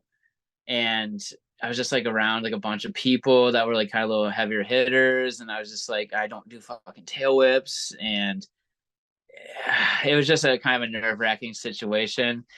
And yeah, I mean, I thankfully I handled it, but like, dude, just like pedaling as fast as I possibly could, jumping like down a gap into a stair set going up was just like, what the fuck am I doing right now? Like, there's a point when I like dropped off the ledge to go up to the stairs. I'm just like, I'm just gonna hit this thing like a wall and just like splat like a cartoon character, you know, like that. But it worked out, and that was like something that was like pretty terrifying to me. I know as soon as I get off the interview, I'll be like, dude, oh my god, no, this was so much more crazy to me. Fuck it. That's a good answer. But What it about doesn't. listen, instead of like, Oh, actually, can I? Yeah, I'll go. pump the brakes back. Scariest thing I've ever had to do, and it's not even something that like I don't think it's like too scary, but like my ender in my X Games part, the hop on the tires to the ledge and hop onto the rail at the like little kick part. That was with the X Games pressure, the spot being super tall at the top, and it being like a tire ride, and just like that X Games pressure, dude, was like that might have been like the most fucked up I was in the head, like going to try to do something, you know, to like push myself past that bar, you know. And like even like I had the idea to do that trick like prior, so I was like there was like 2 nights of sleep that I was just like I could not sleep, dude, at all. I was just thinking about that. It was so clouded. I was supposed to shoot a photo with Guts there, and I totally fucking blew it 1,000% on hitting him up because I was so fucking clouded by like the nerves of getting this trick done, you know. And still to this day, I fucking hate myself for that, but that ended up happening. So, dude, yeah, that clip was a pain in my fucking ass, along with just being such a big head game, and just my nerves were so just like tangled all up during that. That probably was the scariest thing that I've done. Well, you got it done, baby. Yeah. Fuck that, how about how about a clip that you had to work the longest to get? Because you are tech as shit, so I'm sure there's some. Yeah, it was. Got to come back. I can think of it right now, and the one that I have in mind is in Grow Up, where I do 360 Smith crank flip feeble 360 on like a bank to sub setup. Mm-hmm. I went back there like 3 days trying that, and like nowadays I'm like, why the fuck did that take so long? But I think it was just like the setup in general. Like the top of the ledge was a little more narrow. It was a little beveled weirdly, and like it wasn't all the little things. Yeah, it was just a bunch of little things that were just making it so hard for me to like get it done. And yeah, I don't know. I was so fucking like relieved when I landed that one, because that one was just like, when is this gonna fucking happen? You know? Like, is this ever gonna happen? So that was one that I was just so fucking frustrated. I remember just like losing my shit for that one. So yeah, BMX, baby, you gotta love it. Oh my god! Then there was the one when I was in Arizona on the triangle ledge, dude, in the pit. Yeah. What were you doing there? When I was trying ice crank flip to Smith. Yeah. I was there probably for like 5 hours, dude. It was daytime when we got there, and then I ended up not getting the clip. I did like 100 crank or ice pit crank flip to feebles there, but the time that I really committed on the ice to crank flip, I missed my front peg on the Smith and went right to my shoulder right before the curb. Thankfully, that sticks out at the bottom. Yeah, that could have got you. And at that would point, have broke your shit. It would have destroyed my life, dude. So when that happened that fall, I was just like, I'm over it. But dude, that was probably the longest battle that I've ever tried for a trick that I didn't end up landing. That's the worst, when you put 4 hours into something and it doesn't happen. I was so frustrated. That was for headlights, that trick, and that would have been close to like probably an ender for me. I would have probably put that towards the end. I vaguely remember meeting up with you guys during that time. You did, yeah. Because who's the redheaded friend? Montana, or your homie out there he does a ton of crank flips. Joey Mata. Joey Mata. Yeah. Yes. So Joey Mata, dude, I think he had gas in his car, because when we ended up at that spot, I was trying it for so long that I ended up running through the entire tank of gas, but he had gas in his car to keep the session going, bro. Hell he filled it up and kept the session going. What a good ass dude, man. Yep. I was so thankful for him doing that. That was so cool. Love Joey Mata. Shout out Joey Mata. God, what a good guy. For real. He's just stand-up dude. He's got his own landscaping business now, and he's he's gonna have a part in Mediocre too. He's got the most catching up to do because he's been so busy running his own shit, but he's making it a priority. He's bringing a kicker out. It's sick. I'm excited. I love Joey. He's amazing, dude. I'm hyped to hear that. Day one, homie. Okay, so proudest, scariest. Let's do Mount Rushmore. I knew you were gonna ask me this one. All right, so with the Mount Rushmore, is that just current or is that throughout my all time? It depends, dude. Like for me, I did one for free coaster riders. You could just pick a category and then name it Mount Rushmore. I'm just gonna do an influential. On you personally. So first person that comes to mind, Kevin Porter. He's on that list. Yes, okay, Kevin Porter's on that list. I won't say Mount Rushmore. Your turn. George DeSantos is on that list. Ooh. Aaron Ross is on that list, and Butcher is on that list. Fuck yeah, that's a bomb ass Mount Rushmore.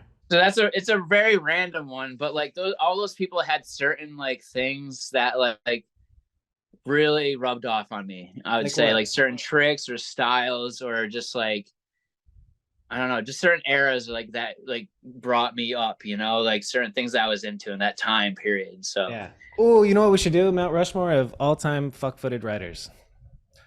Take it away, man, that's tough because I don't pay attention to any of them. I'm so bad with any way you could. You don't know your kind, brother? You guys got to stick together. Don't you have a Facebook group? Like a support group? Speaking of people in recovery, for being fuck-footed. Like you guys have Zoom meetings. I think I'm so Seeley, proud of my fuck-footedness that I don't care. I'm hyped to be fuck-footed because it's helped me like learn so many tricks the hard way first, and then I can learn them the proper way, and it's a little easier. That's what you guys all say, but really, if you could go back and learn it the proper way. I know. I would love to be able to be truck drivers and bar spins the right way. It'd be great. I would love to throw a 180 bar that's not switch spin. It would be fucking awesome. Yeah, dude, it's a rough life for you guys, man.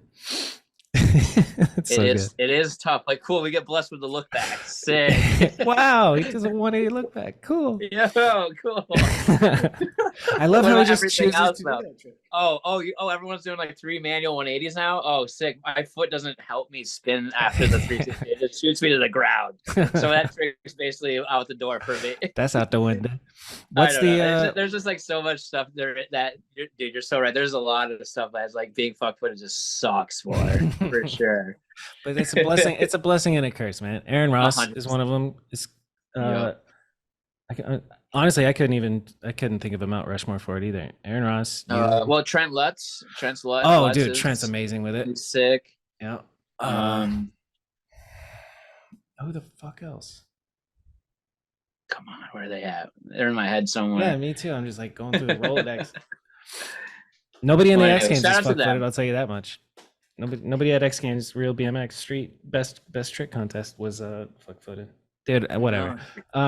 It's also kind of a dying breed. Like there's a lot less fuck-footed riders out there than normal nowadays. I think now people are just learning to do shit with feet both ways and throwing it both ways. Everything's regular, you know? Oh, yeah. Brock is fucking one of the best Brock. Yep. Yeah, goated. Yeah, he's actually like trained himself to like learn tricks like a different way, right? Yeah, like, at the beginning and stuff. Like he's relearned like certain ways or bar spins or spins or like certain stuff, right? That's impressive. That's dope. Yep. Yeah, that's what that dude. He did the right move when he was like younger one, and they like changed it up. You know. Yep. For real. Made it way easier for himself in the long run. I had something I was gonna say. I can't remember.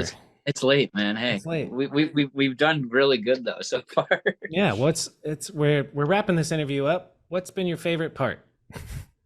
Of this interview. Yeah. I don't know. Just getting to chop it up with you. I've never had a chance to do a podcast before, dude. This is just fun as hell. We've definitely kicked it a lot, but we've never really gotten to talk like this and hear your story. It's right? Yeah.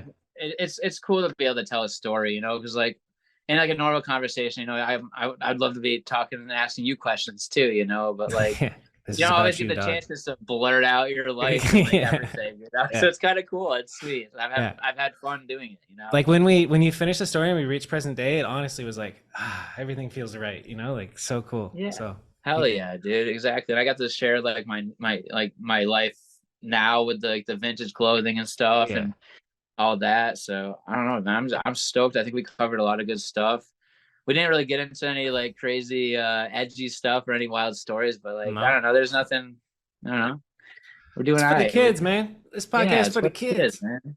We out here riding, living, just enjoying it. Trying to just be a nice guy and work hard. That's all we can do, you know? That's money. Let's wrap up with a music suggestion. You got that album cover on your wall right there. So why don't you? I'll be honest, I mean, Pink Floyd's pretty dope, but I don't listen to them like a shit ton, you know. Um lately I've been super into like it's so strange. Limp Bizkit, Corn. What? like you some Oh, shit. I've been loving all the 90s jams lately, All right, dude. I'll put on some Limp Slipknot Bizkit tonight, has dude. been sick. Maybe some new Oh, metal, you dude, know. I do like Slipknot. Like, they've gone full circle where I liked them, corny as hell. Now I like them again. Like Yeah, right, exactly. That It's journey. kind of just the nostalgia. I'm just like stuck in that 90s nostalgia right now. I love it. Oh, dude, and I'm totally gonna take you up on that vintage order. I'm gonna send you 50. Please, please do, man. I'll make sure to put a sick one. I love doing that stuff. I send Jared Duncan a bunch of shit, Brett, So all sick. those dudes, like little care packages, and So who knows? excited. Maybe one day I'll have a whole fucking team, dude, and I'll just be doing all this shit. I'll actually be like a company, a company hooking all these kids up with these sick vintage tees, and So rad. I don't know. So We'll see what happens. We go follow you on New Binner. What is it? Yeah, follow me over on the Unibinner. It's the That's such a good name. UNABINNER. Thanks, dude. I appreciate that. Great name. That was just a late night coming back from the bins in Texas, and they were talking about the Unibinner or a Unabomber on the radio a little bit, and I was like at that point in time where like I was like, yo, I need a name for this, like to be in the community. I just needed a good Instagram handle name to like something, and then I was just like, they were talking about that. And I was like, yo, Unabomber, Unibin, yo, that'd be mad funny because at the bins I'm always like mad reckless and causing like a chaos when I'm digging. Yes. So like I was like, yo, it's like kind of an explosion, like Unibin or Unabomber. I'm like, boom, that's it. Bomb.